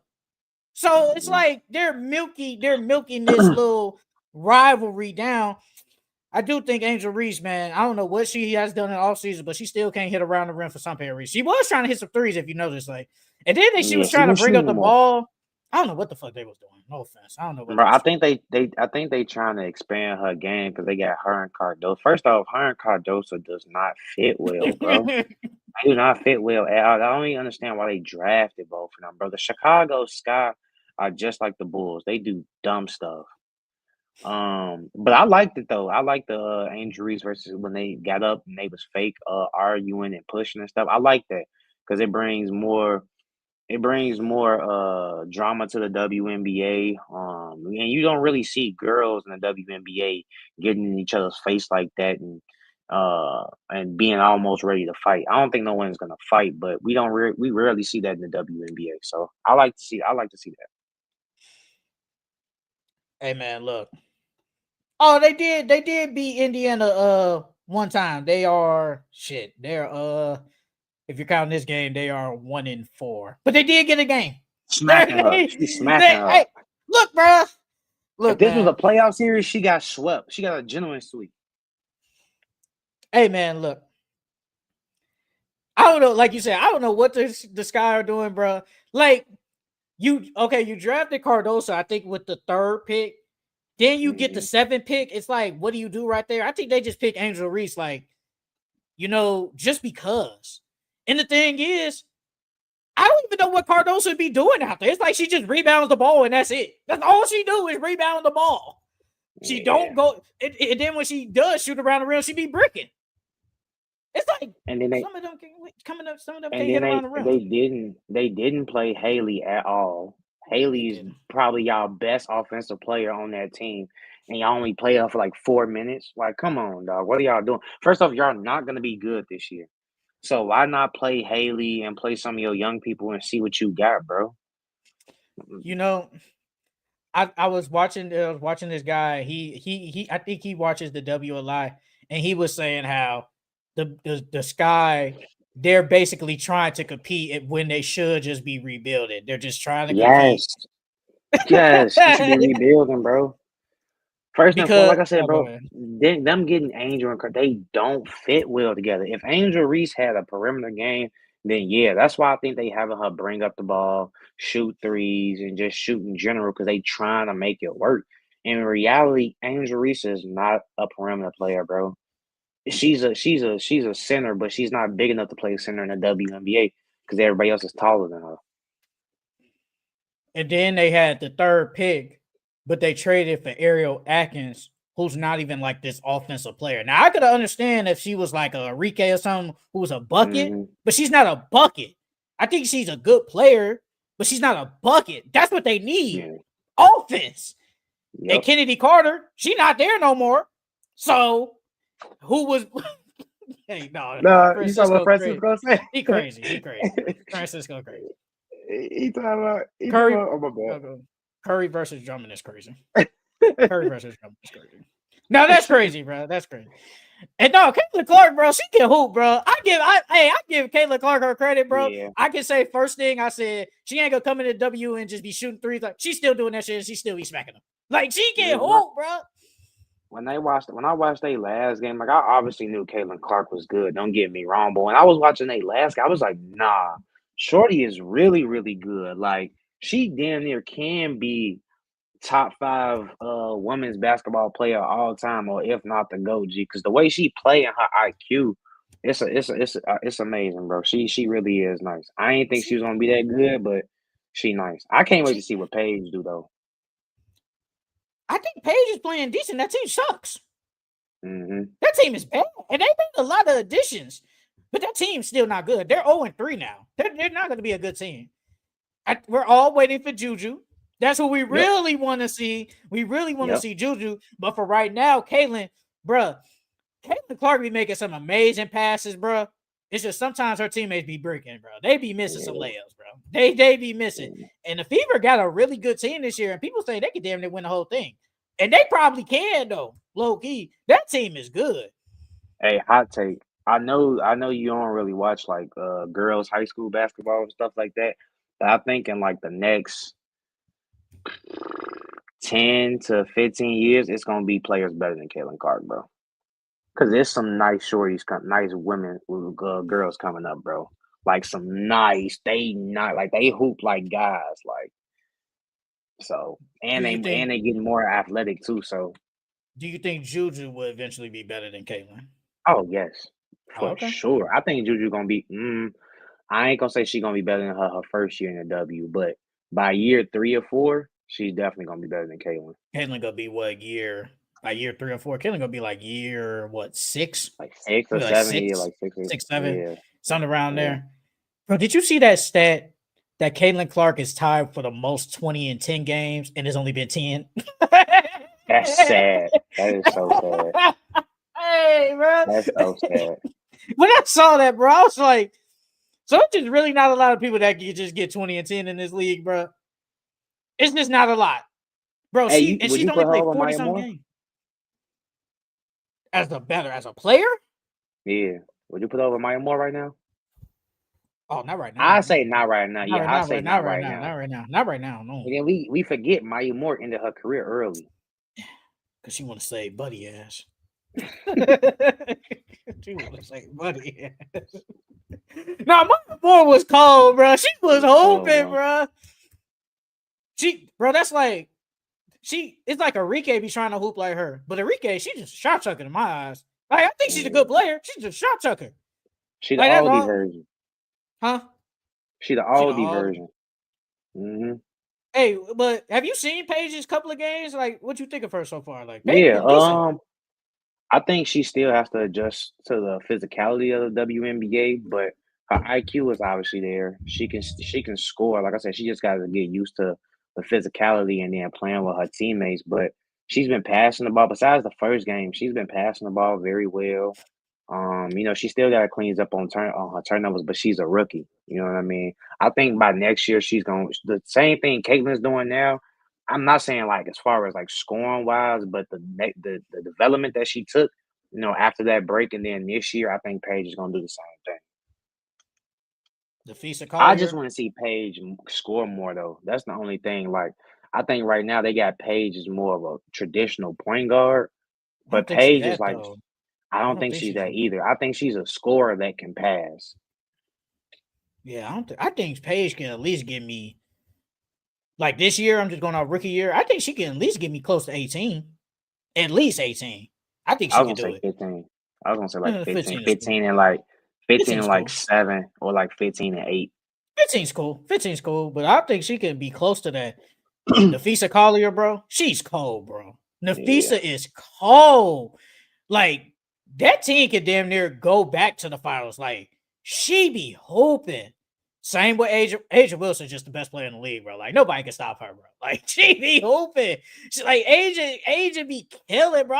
I think when they faced the Liberty, I was like, man, they can't do nothing with this girl, bro. Like she just rebounding and she just scored whenever she wanted. And they got that stacked team with Jewel Lloyd, Jackie Young, and Chelsea Gray. Like They could They damn near lost go back though. to. Yeah, they did lose They lost though. because of Natasha And Cloud Sabrina, going crazy. yeah, I was just saying Sabrina didn't even have a good game. Gee, every time I think of Sabrina, I think of that. I think in Game 5 when she was selling her ass off, bro. And if they would have lost, oh my god, they would have talked The about her. internet, yeah, the internet would have killed her, G. Bro, she was like 1 for something, bro. Like she couldn't hit Yeah. anything. She was selling. She was super selling, bro. But now though, like overall, Caitlin Clark a dog. She could be the best ever, and she keep getting triple doubles like this too. She could have the most triple doubles ever. Mm-hmm. I ain't gonna lie. Last thing, they would definitely stat pattern in that first game for her to get that triple double. Yeah, they Holy would, stat, bro. holy Yeah, they stat, would. bro. Why is she in the game when they up by 30? Like, come on, bro. Like, Now, why if are she you would up have in the game? got hurt, then what? Oh, they would have just. Oh, I mean, shit. What can you They would say? have killed the coach. They would have killed the coach because why you got her in it with? That's like Tom Thibodeau. Why would you sub OG and all them back in? Y'all up damn near 50. Hey, when you watch Game 6, why were they still in the game when they was blowing out the Celtics? That's what I'm saying. Why? That's what I'm saying. Why would you put that? Why are they still in the game, bro? If one of them get hurt and now you in the next round going against the Pacers and Jalen Brunson, his ankle's already messed up, bro, and you still got him in the game? Like, what are you doing? Why do you think he does? Why do you think he be doing that? Like, what is the I have reason? no clue, bro. I have no clue. The whole thing with the Derrick Rose was to try to get Derrick Rose to learn how to close, but I don't know what he's doing now, bro. Because you have Jalen Brunson. He's Mr. Fourth Quarter. Like, what do you need him in the game for when y'all up 30? It makes no sense. But All right, now we get into the good stuff. Let's talk about these conference finals. It's been 2 game ones already. Let's start with the Minnesota Timberwolves and the Thunder, especially since they played tonight. The Minnesota Timberwolves and the Oklahoma City Thunder played on Tuesday. The Thunder won 114-88. It was a close game in the beginning, but then the Thunder pulled away late and basically blew them out almost by 30 points. But what are your takeaways from game 1 of the Western Conference Finals? well, the Timberwolves can't have 0 fast break points, bro. That's unacceptable. You can't have 0 fast break points, and you have to limit your turnovers. They had like 17, and the OKC had 12. And on top of that, Dante cannot be taking more shots than your best player, Anthony Edwards. He cannot be taking more shots than him, bro. The man went 3 from 12 from 3. He can't do that. And then on top of that, Rudy, there's no way that I think his name is Kendrick Williams or something like that. Kendrick Williams.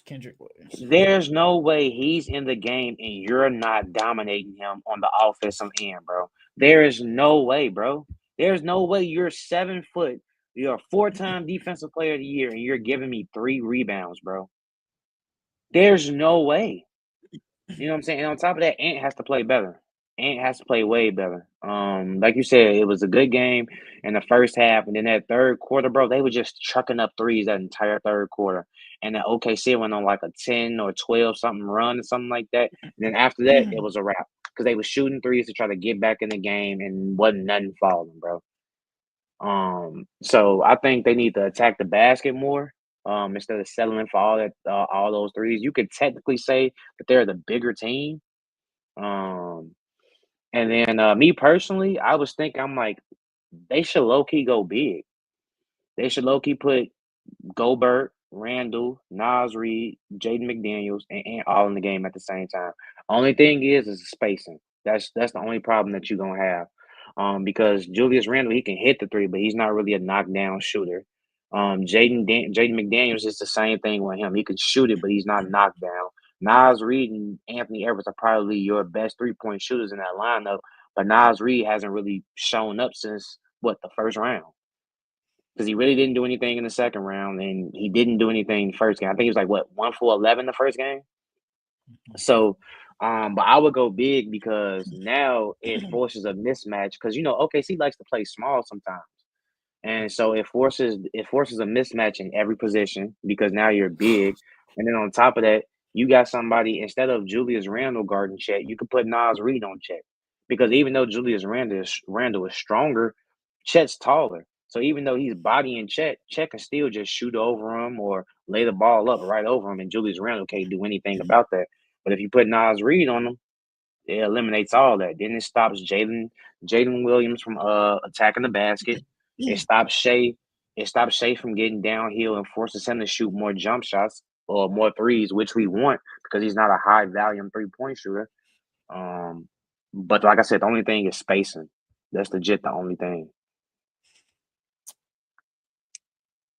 I thought to start out the game, I thought it was gonna be a good game because the Timberwolves was up by like what 8-0 because Jaden McDaniels hit the first shot of the game for a 3, and I was like, oh, we might get a Jaden McDaniels masterclass.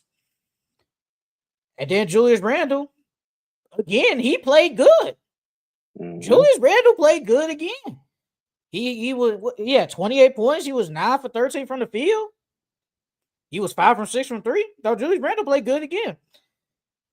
I thought Anthony Edwards just didn't play good. I said it in my reaction the other day. I said Anthony Edwards, I think he has to be more aggressive. He even said he needs to shoot more. He knows he needs to shoot more. Brother, y'all not winning against no OKC Thunder. You only shooting 13 shots. It's not gonna happen. Mhm. It won't happen. And I get it, bro.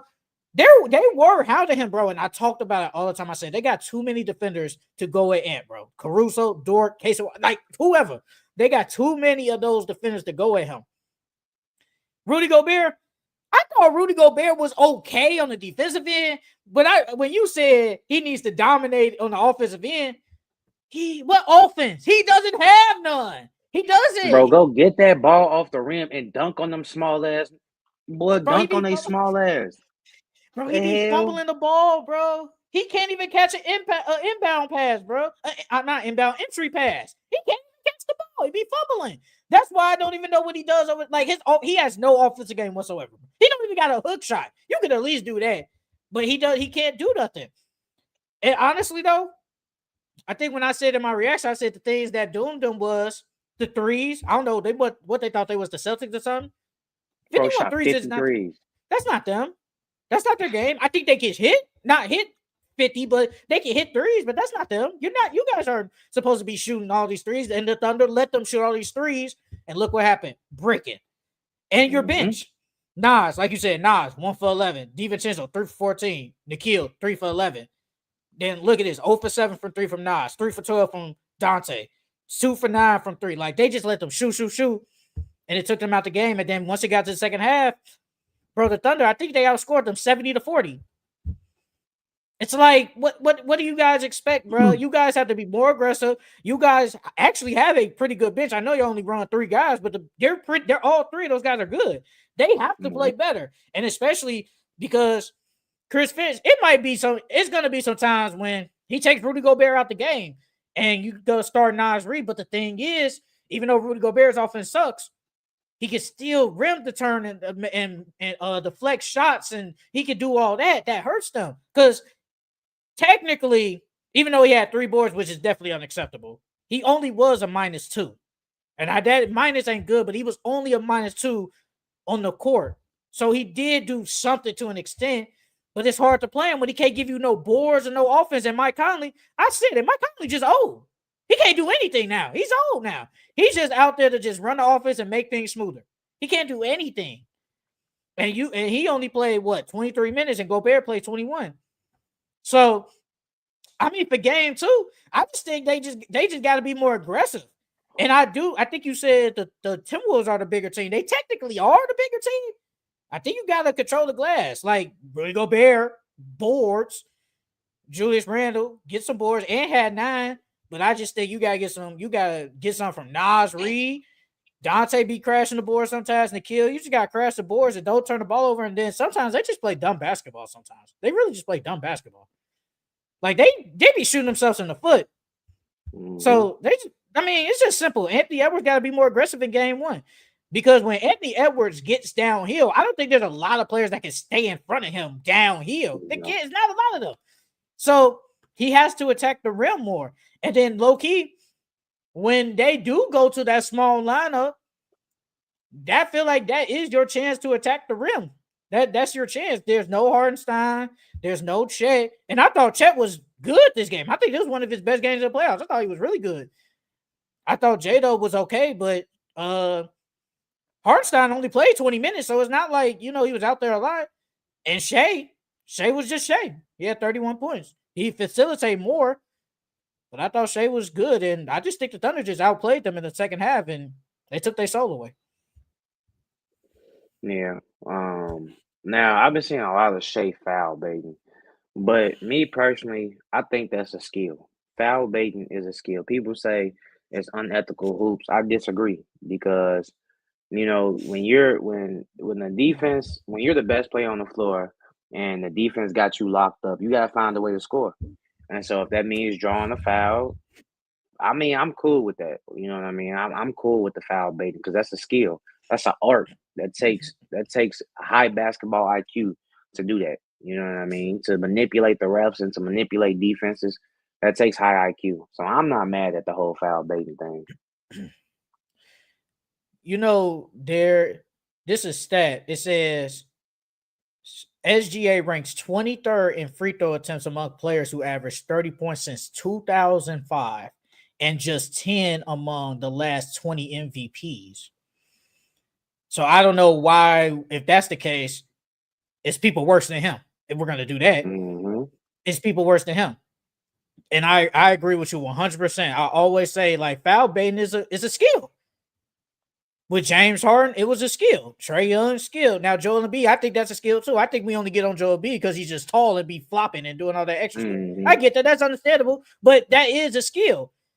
And I just feel like, and I was just thinking about this like today. I was like, bro, the NBA community is toxic. Y'all always talk about, I can't watch this because he foul baited. I don't want to see a Knicks and Thunder series because all they're going to do is just foul bait.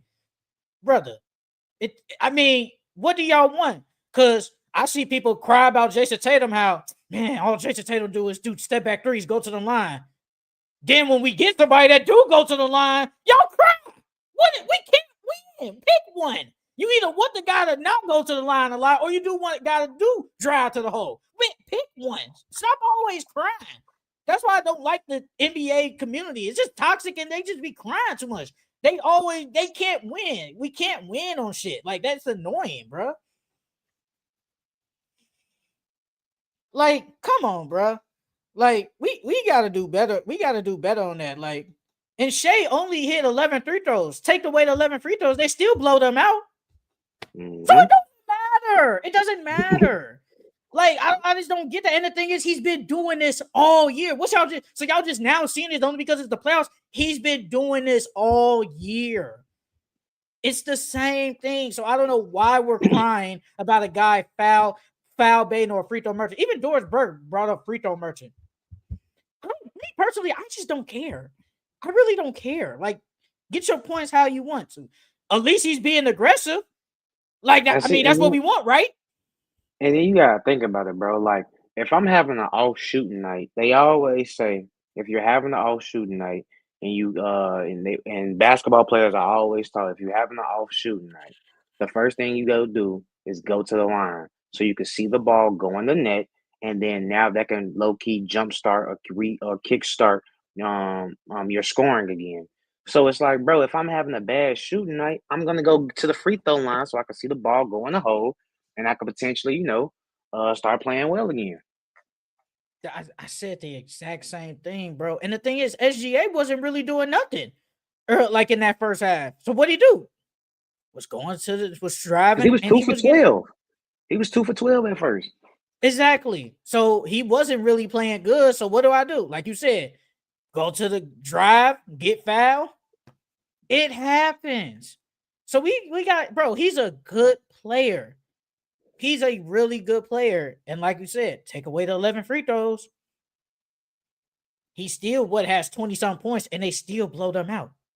So it doesn't really matter. Like, just give credit to the Thunder. They won the game. And it's not like the free throws was the reason why they basically got booed out. It's just the Timberwolves were just bad in the second half. You got outscored 32-18 in the third and then 38-22 in the fourth because they was only down by 10 going in the fourth. So you still think it's a good game. Y'all just sold in the fourth quarter. It's simple as that. They just got outbeat. And I still have the Timberwolves win. I actually don't know your picks for these conference finals. I don't think you said it when we was on last time. But I had Pacers in 7 against the Knicks and Timberwolves in 7 against the against the freaking Thunder, and they still have a chance of winning the series. They just gotta. They can't. The thing is, the Timberwolves can't take all these threes. You can't let them bait you into taking all these threes, bro. You can't. That's not y'all game. Like, there's no reason why y'all taking 51 threes. There's no reason. But you only shot 29%. And the thing is, y'all let the Thunder shoot 52% from three and 50% from the field. So y'all defense wasn't even on point. I think they took like what, half they threes too. They took like 20 something, like They took 25 or 21 threes. They took 21 yeah. threes. So they weren't going out there chucking up threes. But y'all was, and that's the reason why y'all lost the game. And I do believe y'all got to control the rebounds. Because there's like Mark Dagnall has shown it. He will run a small that 5 line. Bro, he's putting Caruso at the 5. He's done it. He's doing it. And it be working. It works. So y'all have to take advantage of that. They just didn't take advantage of it in game 1. They got blown out. I do gotta ask you a question. Can Rudy Gobert even be in this series? Can he play in this series? I mean, we seen what he did. We seen what he did against the Lakers. If he can replicate that, bro, then I'm not saying every game, but the 20 and 20. I'm not saying do that every game, but if he can semi-replicate that, give me about 12 to 15 and 10 and 12, then they can win. I mean, I got the Wolves winning in 7. And then I got the Knicks winning in 7. Okay. And I want to give credit to the Thunder bench. I thought Kendrick Williams came off the bench and played good in his 10 minutes. He hit like 2 big threes. Isaiah Joe, who didn't play at all in the series against the Nuggets, he came off the bench with 7. Casey Wallace a plus 21. He was out there diamond. And his defense. Casey Wallace has been playing really good, even though he hasn't been scoring well last round and then that first game. It's his defense and his playmaking that's been really well for him. And Alex Caruso, obviously, with 9 points. Like, I'm like, bro, Alex Caruso is probably the best perimeter defender in the league, bro. Like, you can argue it. Like, he's amazing. And if Shea gonna do this, and if Anthony Edwards ain't gonna step it up, because I mean, I think I would probably never say this in my life, but you can argue Julius Randle been the best player on the Timberwolves in the playoffs. You can argue it. I'm not saying he is, but you can argue it. He has been the best player on a team in the playoffs. Ant has not been Ant so far. So, and if we're gonna get games like this from Julius Randle, these masterclass type games, I need Anthony Edwards to step up, but I also need the role players. Like, bro, they were the only 2 guys in double digits. No one else. The second highest guy was Nikhil Walker. No, Dante DiVincenzo with 9. He was 3-14. All he do is just chuck threes. That's all he do. All he do is chuck threes. And the thing, to a degree, when they take Rudy Gobert out the lineup and they have Naz Reid in, there's just no rim protection, bro. And it's so easy for the Thunder to get to the rim, bro. It's so easy. Like, that's what I talk about with Rudy Gobert. It's offense trash, but he can protect the rim to an extent. But when they put Naz Reid, when they do go small, because I think that's when the Thunder went small, they had Naz Reid in the game. But it just didn't matter, bro. I thought they low-key could have won this game, but it failed them in that second half. I want to see Chris Finch. I want to see him whatchamacallit. I want to see that big lineup for it. I'm not saying you got to play it for an extended amount of time, but I at least want to see it for at least 2 to 3 minutes just to see what it does to OKC and see how OKC counters that. Because if you run Ant, Jaden, Julius, Nas, and Rudy Gobert, it's a mismatch, at least 2 to 3 mismatches on that court. So at least try to run it for 2 3 minutes just to see what they do. Who do you have winning tonight? We'll do our pickems later, but just real quick, who do you think wins tonight? Low key, I'm gonna go T-Wolves. I thought they was gonna steal game 1, but I'm gonna go T-Wolves. I thought they could steal game 1 too. I think the T-Wolves can tie this up, bro. They just They just gotta play defense, man. Their defense has been good at the end of the regular season and has been decent so far in the playoffs. But this is a different beast, man. The Thunder are a different type of beast, bro. You ain't facing the weak Lakers. You ain't facing the Warriors with no Steph. This is a fully healthy Thunder team. And y'all got to bring y'all A game. Y'all can't be bringing out his C plus type games, bro. Y'all gonna lose. Simple as that. Because I see people talking about the Timberwolves might lose in 5 and stuff, and it's like, damn, that's crazy. But I mean, so far it ain't looking I mean, if good. they But playing like this, yeah, if they playing like this, I can see it. I can see I it. do got the T-Wolves, but we'll get more into in our pick'ems. But let's get into the Eastern Conference. The Indiana Pacers and the New York Knicks in Madison Square Garden. The Pacers won 138 to 135 to take a 1-0 series lead. The Pacers came back from down 17 points in the fourth quarter to win it in overtime. What is your takeaway on game 1 of the Eastern Conference Finals? The Knicks lost that game, bro. The Pacers didn't win that. The Knicks lost that. Bro, ain't no way y'all up 17 with 2 minutes to go and y'all lose this game. Y'all was up 9 with 50 seconds to go and y'all lost that game. First off, you letting these guys, first off, you still have to play defense. Why are you letting credit to Naismith? The man hit what, like 6 or 7 threes back to back to back, bro. Credit to him. You know what I mean? But bro, you play defense until the clock says 0-0-0. You know what I mean? And then on top of that, I don't get why OG fouled. Well, first off, Naismith has been hot. He literally led them back. He's been hot. Why would you foul him? He has the hot hand right now. You foul him with like, what was it, like 16 seconds left or something like that, or like 15 seconds or something like that. You foul him, he goes down and knocks 2 free throws down. Then y'all go foul Cat. I think Cat missed a free throw. Okay. And then they foul or whatever like that again, and then OG misses a free throw. If OG would have hit that free throw, they would have won. So I'm like, bro, if you didn't play the foul game and you just played straight up, y'all fuck around, y'all could have won. Because they was up 3. Then you foul, now y'all only up 1. So if you play straight up, you know, granted, if they hit a 3, okay, it's OT. But if they miss, y'all won the game. I didn't get why they fouled. I don't like playing the foul game. I don't like that at all. In some cases it works, but for the majority of the part, I do not like playing the foul game. And then, you know, credit to the Pacers. They came and they showed up. They showed up in OT, and they Tyrese hit a big shot at regulation. Bro, when he shot that shit, I'm like, I knew it was going in. Because I'm like, they the way the game was turning, I'm like, Naismith just hit like 7 threes back to back. And then now they got to stop.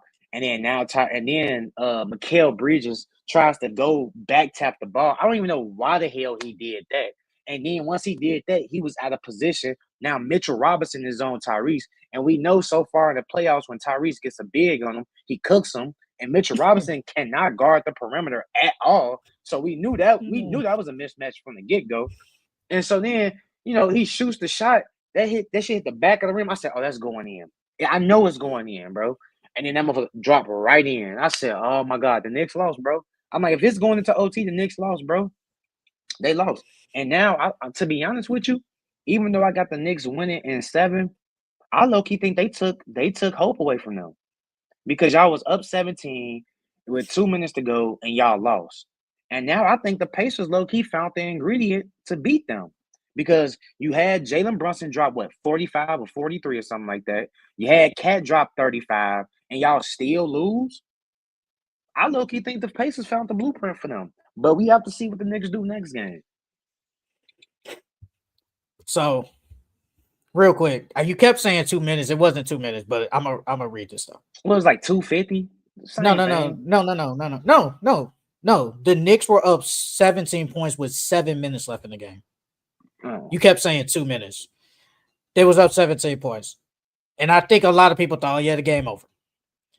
Another thing I wrote down. Since 4 minutes and 45 seconds left, Aaron Nesmith hit 6 threes in that fourth quarter. 6. And dropped 20 points because he hit 2 free throws to make it 20 points. The Knicks went up 14 with 2 minutes, 51 seconds left. You still think it's 14? Over. That's what it was. That's what it was, 14. The Knicks were up 9 points with 50 seconds left. And you let them come back in the game. You said the Knicks lost this game. 3 things why the Knicks lost. Free throws. I'm surprised you ain't bring it up. Turnovers. Jalen Brunson turned the ball over so damn much.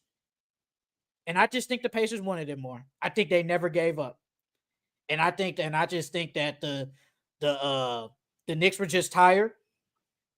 I thought, look, man, y'all gonna put some damn respect on Tyrese Halliburton name. I don't know what more the man gotta do. I don't know what more he gotta do, bro. Because y'all talk about he can't be scored. He ain't a star. He only giving me 20. He only giving me 17 points. Brother, man was 31-11 with 1 turnover. I don't know, and he clutch. Now we gotta stop that. He one of the clutchest players in the league. We gotta stop that. Because this is the 3rd time this year that in the playoffs that he has led a team down damn near less than a minute left, and he been cooking everybody. And he has hit damn near the game winner. Did it with the Bucks, did it with the Cavs, basically did it against the Knicks. So we gotta put this Tyrese Halliburton mid, overrated. We gotta put that to rest. I know it's only 1 game, but the man that show you time and time again, he's great. The man is just great.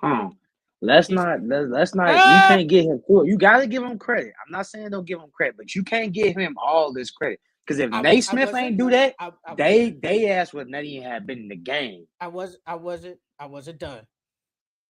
And I agree. Naismith turned into freaking Steph Curry or Reggie Miller with 8 seconds left. He out of body game. Naismith has been good. You told me there are not going to be no more fake scoring games from these guys. That's what you told me. And time again, Andrew Nembhard has played decent. Miles Turner has played decent. Aaron Nesmith damn near been great. Pascal Siakam been okay, decent. And Tyrese Halliburton has just been great. And time again, I always say with Tyrese Halliburton, if he wanted to drop 25, he could. He just chooses not to. He don't got to do nothing. I think the Pacers just stole this game from them because they wanted it more. That's all I think. And I think Obi Toppin was clutch. And I'm gonna give some credit to Rick Carlisle because Rick Carlisle made some tough choices, keeping Miles Turner on the bench to keep Obi Toppin in, and it paid out well. Because Obi Toppin can move his feet better than Miles Turner in that game. Because at first, in the beginning of the game, Miles Turner couldn't miss. Nobody could miss. Mm-hmm. And Obi Toppin comes into the game basically in 4th and overtime, and he just stayed in front of his man. And Obi Toppin ain't this great defender, but he stayed in front of his man. And that's good enough with me. This team is really freaking good, bro. And they really got a chance of going to the freaking finals. Now I want to go to the Knicks side. Missing free throws. Bro, they were 28 for 40. You just said it earlier. If Cap Wobbly would have hit the free throw, they go up by 3. If OG would have hit that free throw, they're up by 3. Now they really got to hit a 3 to basically go into overtime. They miss a lot of free throws. And they turned the ball over. Jalen Brunson had 7 turnovers. He had 7 turnovers. And if you would have told me when he picked up that 5th foul and Tom Thibodeau took him out the game and they was going on a 10-0 run, bro, I would have been like, wow, that's crazy. That's very crazy. And you thought the Knicks would have won off that. Nope. Turnovers and missed free throws doomed the Knicks. It doomed them. And like you said, Jalen Brunson had a 43. Karl-Anthony Towns at 35, bro. We got 2 masterclass from them two, and the Knicks still lost the game, bro. That's unacceptable. Yes, I believe they did choke, but I think the Pacers just wanted it more, man. The Pacers are a really good team. We got to put some respect on them, bro. It's time to put some respect on the Pacers, bro. It's time, especially Tyrese, especially him. Man, I need the refs to call a fair game. That boy Naismith and Nembhard, they are some hacks. They are grade 1 hacks, bro. I was watching. It was in OT or was it regulation? I can't remember. I forgot which one it was, but I think it was OT. Naismith fouled this man Jalen Brunson 3 times in a row, and the refs ain't called nothing until the very last second. I'm like, bro, he been doing this all game. if we being honest, that man should have been fouled out by the third quarter. He shouldn't even have been in the damn game. That man hacked so much. And then Nimhart, I think it was in OT. Jalen Brunson had inbounded the ball, threw it to Josh Hart. Josh Hart slipped and fell and almost didn't get the ball. But that's because Nimhart was grabbing he grabbed his whole arm. I'm like, ref, you don't see this? The man grabbed his whole arm. That's how he fell. The refs have to call a good game, bro. Somebody gonna get hurt out there, bro. Y'all getting away with too much on defense. Y'all some damn hacks. Y'all can't play D. Y'all some damn hacks. That's what it is. And the refs ain't calling that shit. Because it's the Eastern Conference playoffs. But y'all can sit here and call every foul for fucking Shea. Man, get the hell out of here. Well, those are different refs, so. I mean, yeah, but still, bro. They all got the same memo. They all went to the same meeting on what they gonna call and what they not gonna call in the playoffs. So they need to start calling them damn fouls. That's what they need to do. I'm not gonna lie to you. I think it was at the end of the fourth quarter. I felt like the Knicks was trying to lose. You saw them inbound passes. Jalen Brunson when he tried to throw it like a cross to Josh Hart. Bro, he almost threw the ball over. I'm like, bro, that's almost what I'm threw the talking ball. about. No, he almost threw the ball and he almost recovered it. And then when they got him trapped in the corner, now that was just plain luck. He tried to throw it off of Tyrese, but it just bounced and somebody was right there. That was just luck. They tried. It's like they tried to lose that game. And then I'm seeing that Charles Barkley, like, he said they're tired. He said that team is just tired. And they probably are tired, bro. We know Tom Thibodeau going to play them a lot of minutes. And the thing is, Jalen Brunson didn't play a lot, and that was only because he was in foul trouble. That was it. That was the only reason he didn't play a lot, because he was in foul trouble. But, I mean, I felt like Mitchell Robinson came in, gave them great minutes. I felt like Deuce McBride came in and gave them good minutes. But the thing is, you only going to run the 7-man rotation, so you have to expect these guys to be tired. It's going to happen. Like, Cam Payne only played 10, but that's whatever. So you guys expect to be out there. I mean, you can't say I'm tired and we use that as an excuse. Bro, you're playing for Tom Thibodeau, bro. It's going to happen. It's going to happen. But if they would have hit their free throws like they were supposed to, you can't miss 12 free throws. You can't do that. And especially two close in the game like that. And if Jalen, and then turnovers, bro, the Pacers only turned the ball over 7 times and all through the 4 quarters and overtime. And the Knicks turned the ball over 15 times. That makes a big difference. And that probably could have won y'all the game.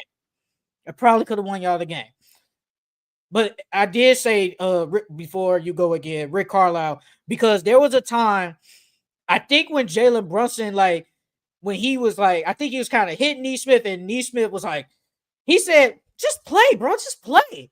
Because he, they want to use that challenge, and he used his challenges at the right time.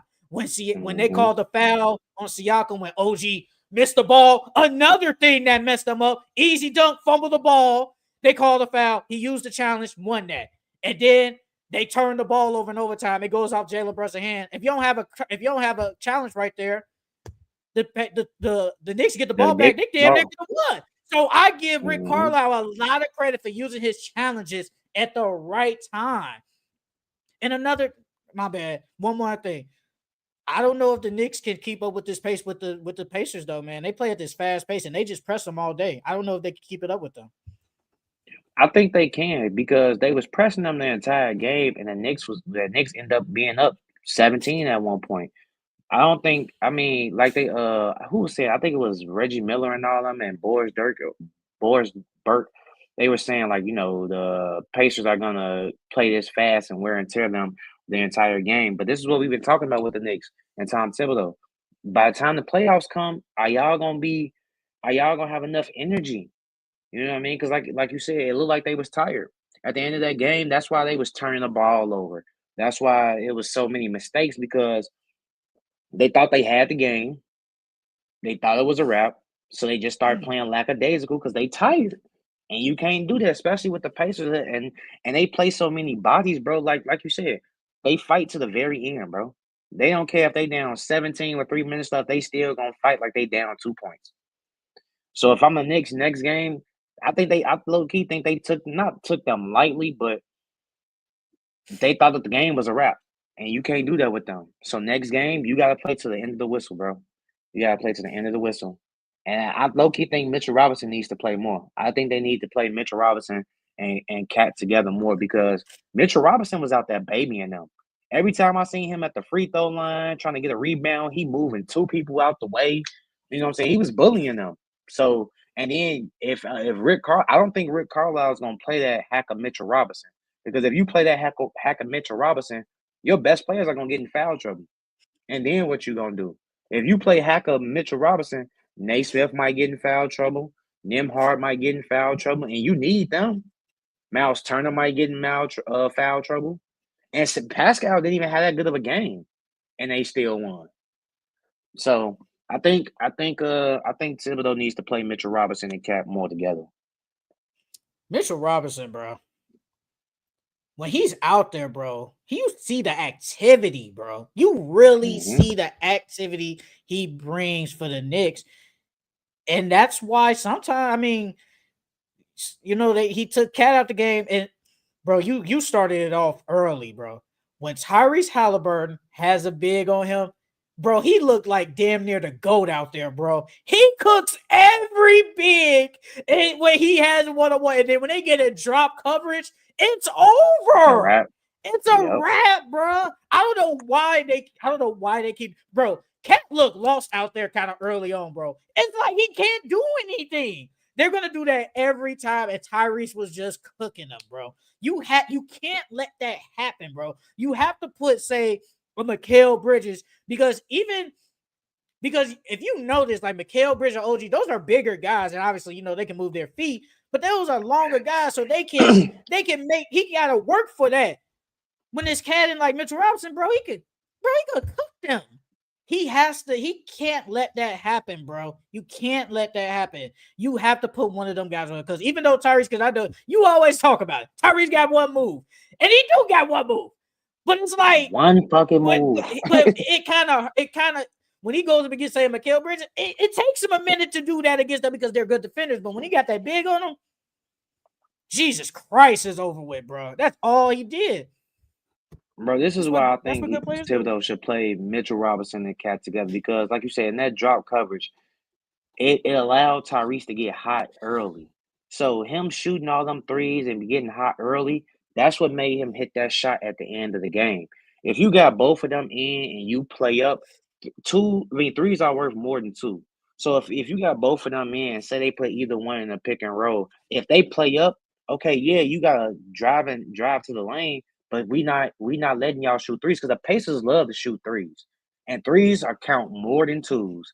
So if I play up more, yeah, you know, Tyrese may have an open lane to the hole, but now we got Mitchell Robinson in the back, or we got Cat in the back to at least be there and show a big body. Because letting him just shoot wide open threes, that's gonna kill y'all. That's gonna kill y'all every single time. And he's shown that he can knock it down consistently. That's why I'm surprised that Thibodeau played drop coverage because if you would have looked at last series against the Cavs, when they played the Cavs and Jared Allen was doing the same thing, he was killing them. So I think they need to either they need to press up more or whoever's guarding him or OG or Mikal, whoever, they need to chase him. They need to chase him so they can run him off the 3-point line. If they don't want them big stepping up like that, well, they need to chase him and run him off that 3-point line. They survived the Jalen Brunson and Cat masterclass, and you knew Cat was gonna have one eventually. Yeah, you knew it was gonna happen, but they survived both. But the thing is, you get a masterclass from Aaron Nesmith. Bro, Aaron Nesmith was gone. He couldn't miss. Bro, I'm watching. I'm like, bro, there's no way. First thing I said, there's no way they're about to do it again, right? They about to come back again? There's no way. And they come back and do it again, bro. These guys are the comeback kids, bro. They are the comeback kids. He hit that first one. I'm like, okay, good shot. He hit that second one. I'm like, okay, good shot. He hit that third. I'm like, all right, y'all need to step up now. Then he hit another one. I said, oh my God, what is he? Does this man think he Curry? Then he hit another one. I said, yeah, it's a wrap, bro. It's a wrap. It's a wrap. Tyrese Halliburton is now 12 for 14 in clutch situations with shots to tie or take the lead in the last 2 minutes of the game this year. I don't know what more you have to say about the man. The man is good. It's clutch. Another stat. Comeback of the century. Since 1998 in the playoffs. I seen that stat. Teams were 0 and 1,400. Went down 9 points in the final minute of fourth quarter overtime. And the Pacers have 3 wins. I mean, look, bro. Look, man. Look, man. Pacers for real, bro. That's why that's why when I look in the group chat and I hear people say, I want Indiana. I was like, well, y'all just don't watch. Indiana a fun team, but y'all got to worry about them, bro. I want to ask you a question. Are you worried, since this is your team because you picked them, are you worried about the Knicks after basically choking this game 1? Are you worried about that? Yeah, like I said earlier, I mean, I still got them at 7, but I felt like that low-key kind of took hope out of the Knicks. Because if the Knicks would have won this first game, bro, that second game they would have came in so gassed. They would have been gassed up. They would have had a battery pack in they back, and I feel like they would have dominated the second game. They would have went up 2-0. And I felt like they would have at least got one game at Indiana, and now it's 3-1, and that's a whole different series. But now, the way that the Pacers won this first game, I thought it took a little air out the Knicks. So I'm not gonna lie and say I'm not worried, because I am a little worried, because that was a crazy way to lose the first game, and the Garden was going crazy for the Knicks too. You know what I'm saying? And now we all know in the Garden they could turn on you in a second, bro. I don't think they're gonna do it because this is the first time the Knicks been to the Eastern Conference Finals in a minute. But if the Garden turn on you and the crowd turn on you and you lose the crowd, you damn near lost the series too now. So I'm not gonna lie and say I'm not worried. I am a little worried, but I still got the Knicks in 7. I think they could pull out this next game and probably steal one in Indiana. So I still got them in 7. He put out DeLon Wright. For what? For what? Like, what are we doing? Like, I see a lot of people say Thibodeau needs to go deep in that bench because you just talked about it. They're going to be gas. You could play heavy minutes. Like, Mikal played 46, OG played 42, Josh Hart played 44. Like, those guys are gas. It's just simple. They're gas. And he might, will he? No. But he might have to go deep in. Like, he might have to put in a Landry Shamet. You might have to play DeLon Wright for at least 8 minutes. Campaign, he played it for 10 minutes. He hit 2 3-pointers. But, I mean, all you're doing is playing Deuce and freaking Mitchell Robinson. That's it. Like, it's okay because the Pacers, bro, they ran 10 deep. 10 deep in a conference finals game. They ran 10 deep. And that's okay because they can do that. And I talked about it when I was like, I got the Pacers in game 1. And I said the Knicks rely on Brunson, and they rely on Brunson too much. And I just think the Pacers just have a little bit more offense, and they got so many people that can score. And look what happened. A lot of people score on their team. But I did not predict Aaron Naismith to have a Klay Thompson type game. I don't think nobody predicted that. This was a great game. That's just definitely one of the best games I've seen in a real long time. It's definitely up there. Like, it's a classic pulled type out game. A Reggie Miller, T-Mac type of game, bro. I did not said, what the that. hell? Bro, he was 8 from 9 from 3. 8 for 9. 8 from 3, bro. I don't think he'll ever do that again. Bro. Because the way it's the shots that he was hitting. That's what makes it so crazy. It wasn't like they was all wide open. Some of them was highly contested. And they were all net too. He wasn't hitting rim. He was on one. He just felt possessed. He felt possessed. And Tyrese, bro, to basically see that, oh shit, Mitchell Robinson right there, and then to pull back and just shoot. That's crazy. And to me, it looked like he threw it up there, though. It looked like he threw it up there. Because the way it like he ain't shoot it for real. He shot it, don't get me wrong, but he ain't shoot it like for real, confidently. It looked like he just threw it up there because he's seen the shot clock winding down, and you had to get a shot up or whatever. Because the way it bounced in, I said, "Oh my God, the basketball guys are on their side. The basketball guys are on their side." And he pulled out the Reggie Miller choke celly. That is Hey, they said last time when Reggie Miller did that, they lost the series. So yeah. I don't And know. Reggie Miller team ain't had a Tyrese Halliburton. That's all I'm gonna say. And They didn't have a Tyrese Halliburton. Now we got one again. That man's a superstar. I don't know what more that man got to show y'all. Y'all called him mid. Players want to say he overrated. Now, the people who said he overrated, y'all just haters. Y'all just don't like him. That's just plain and simple. Y'all just don't like him. But I know ever since y'all called him overrated, he been hooping. And I know you want to deny it. You want to deny it. But you can't deny it, brother. Tyrese Halliburton is a fucking dog. And I know you want to side with all them in the group chat. Because they some haters in the group chat. They some that haters. motherfucker's a chihuahua. He's a chihuahua. That's what he is. You could be a dog. He a chihuahua. He ain't no pit bull. He ain't no Rottweiler. He a chihuahua. That man can go out here and drop 17 points. They still can win the game. He can go out here and drop 31 points. Then they can still win the game. It doesn't matter, bro. Y'all gonna respect that man. That's a top 5 point guard in the NBA right there. He's showing all you motherfuckers. He's showing all y'all you top 5. Y'all better put some respect on Tyrese Halliburton's name. This is Tyrese Halliburton FC over here. And I said we win in this series. And if they do go to the finals, I'm picking them again. Pacers against whoever. I don't care if it's the Thunder. I don't care if it's the Timberwolves. Pacers in 7. Who cares? But we got to get through the Knicks first. And we going to get past them anyway. Doesn't matter to me. Well, if y'all get past the Knicks, Shea gonna kill y'all, or Ant is gonna kill y'all. You said that with Giannis, L.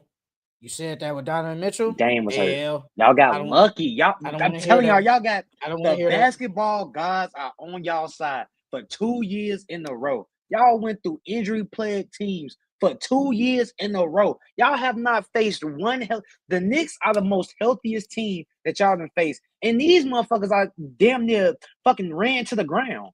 So it's like, y'all getting lucky. Y'all have gotten lucky for the last 2 years. But I give y'all credit because y'all still won the games. Y'all still won. So I got to give y'all credit. I can't deny it. Y'all won still.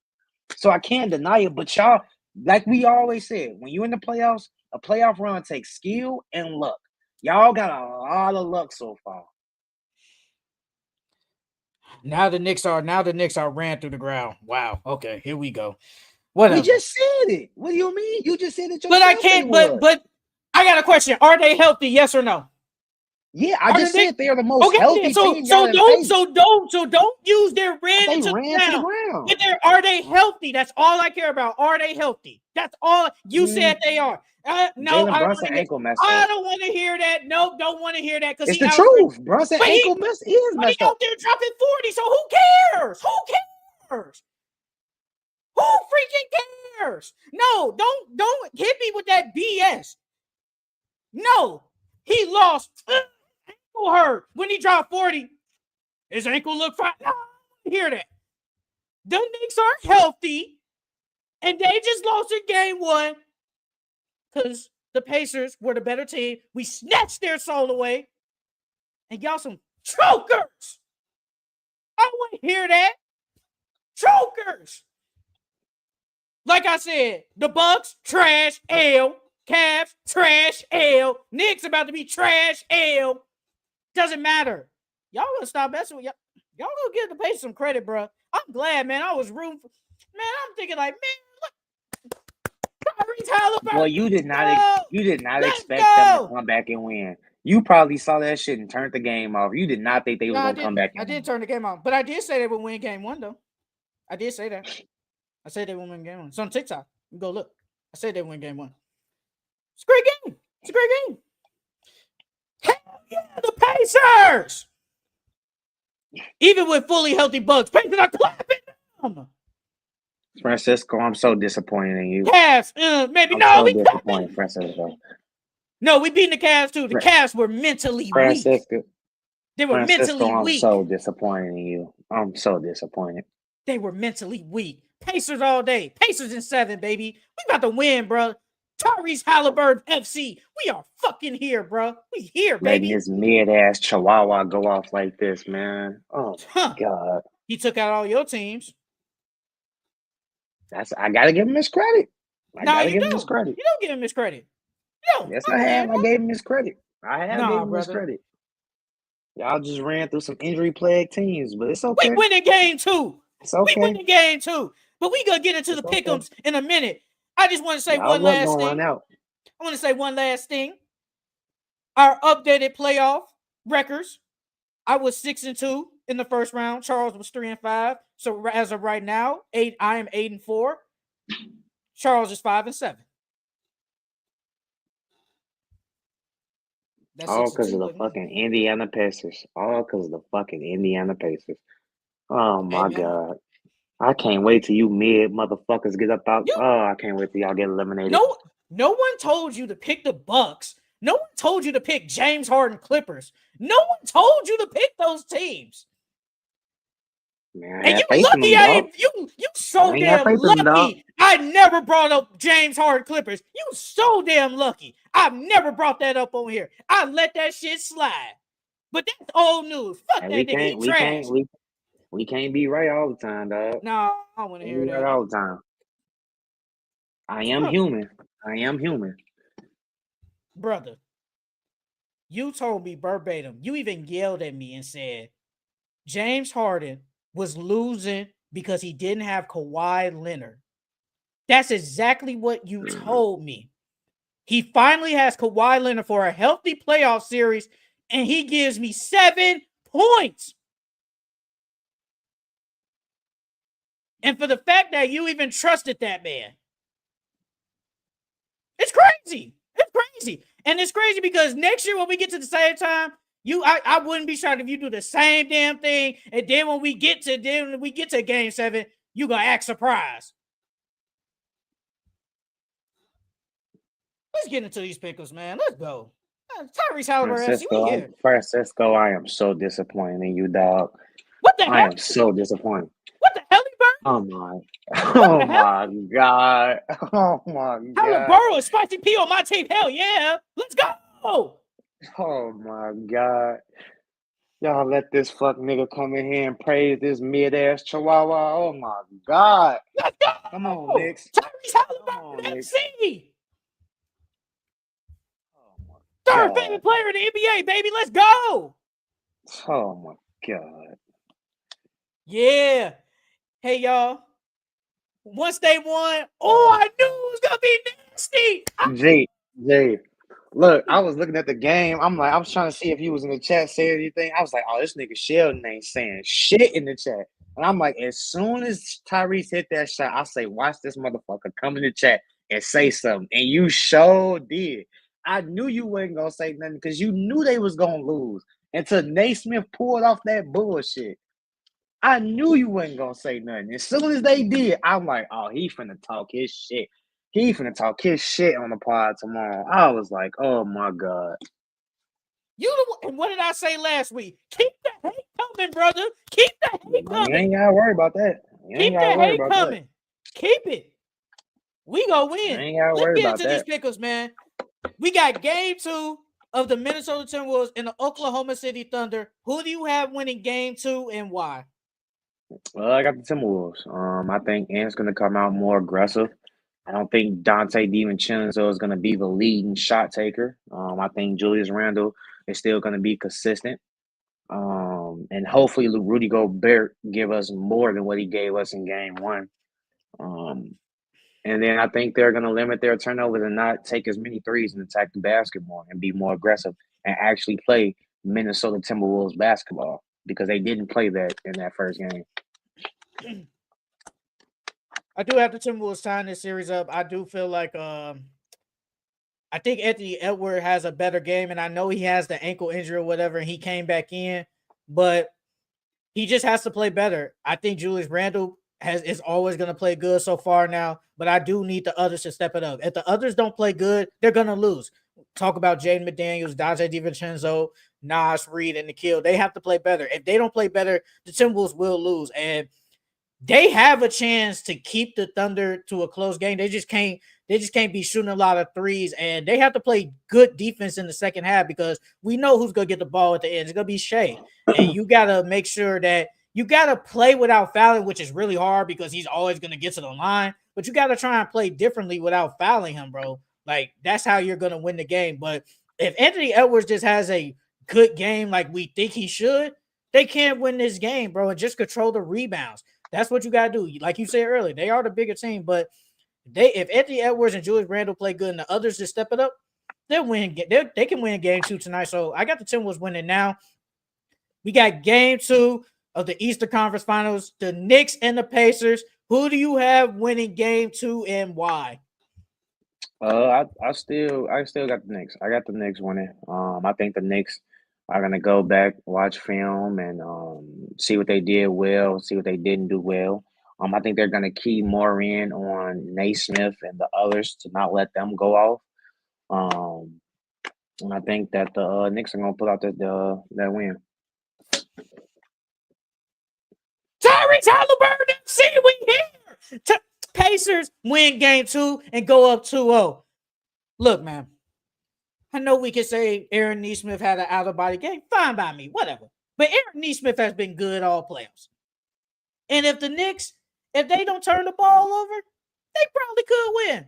But with the Pacers pressing them all the time, and if Tyrese Halliburton always get a big on him, they can't stop that. The Pacers will win this game if they hit their three-pointers and not turn the ball over like they did. They only had 7 turnovers in game 1, and we do need help from the others, like Pascal Siakam, who is supposed to be the second best player on the team. He hasn't been that, and I think he'll have another good game tomorrow night. And the Pacers, the defense got to step it up. I know that the defense has been good, talked about it a lot, but giving up 30-some points out of the first quarter was kind of crazy, and just giving up 130 in general for both teams. But if the Pacers defense can step it up, and if Tyrese Halliburton give us another good game, and just everybody just play good team basketball, they'll win. They'll win game 2. And I got the Pacers winning game 2, man. That's it. So that's it for the Full Court Entertainment Podcast. Follow us on all social media outlets at Full Court Entertainment Podcast on Instagram, TikTok, Facebook, and Twitter. Also, we are on Apple Music and Spotify for our audio listeners. You can listen to the audio version on there. Make sure you like, comment, and subscribe to our videos. We're actually doing pretty good recently in the past couple of months. So keep liking the videos, keep commenting, and just keep sharing it around the world. And, we'll be back next week. I'll probably be back for another reactions, to the games. But we will see you guys next time. See y'all later. Tyrese Halliburton.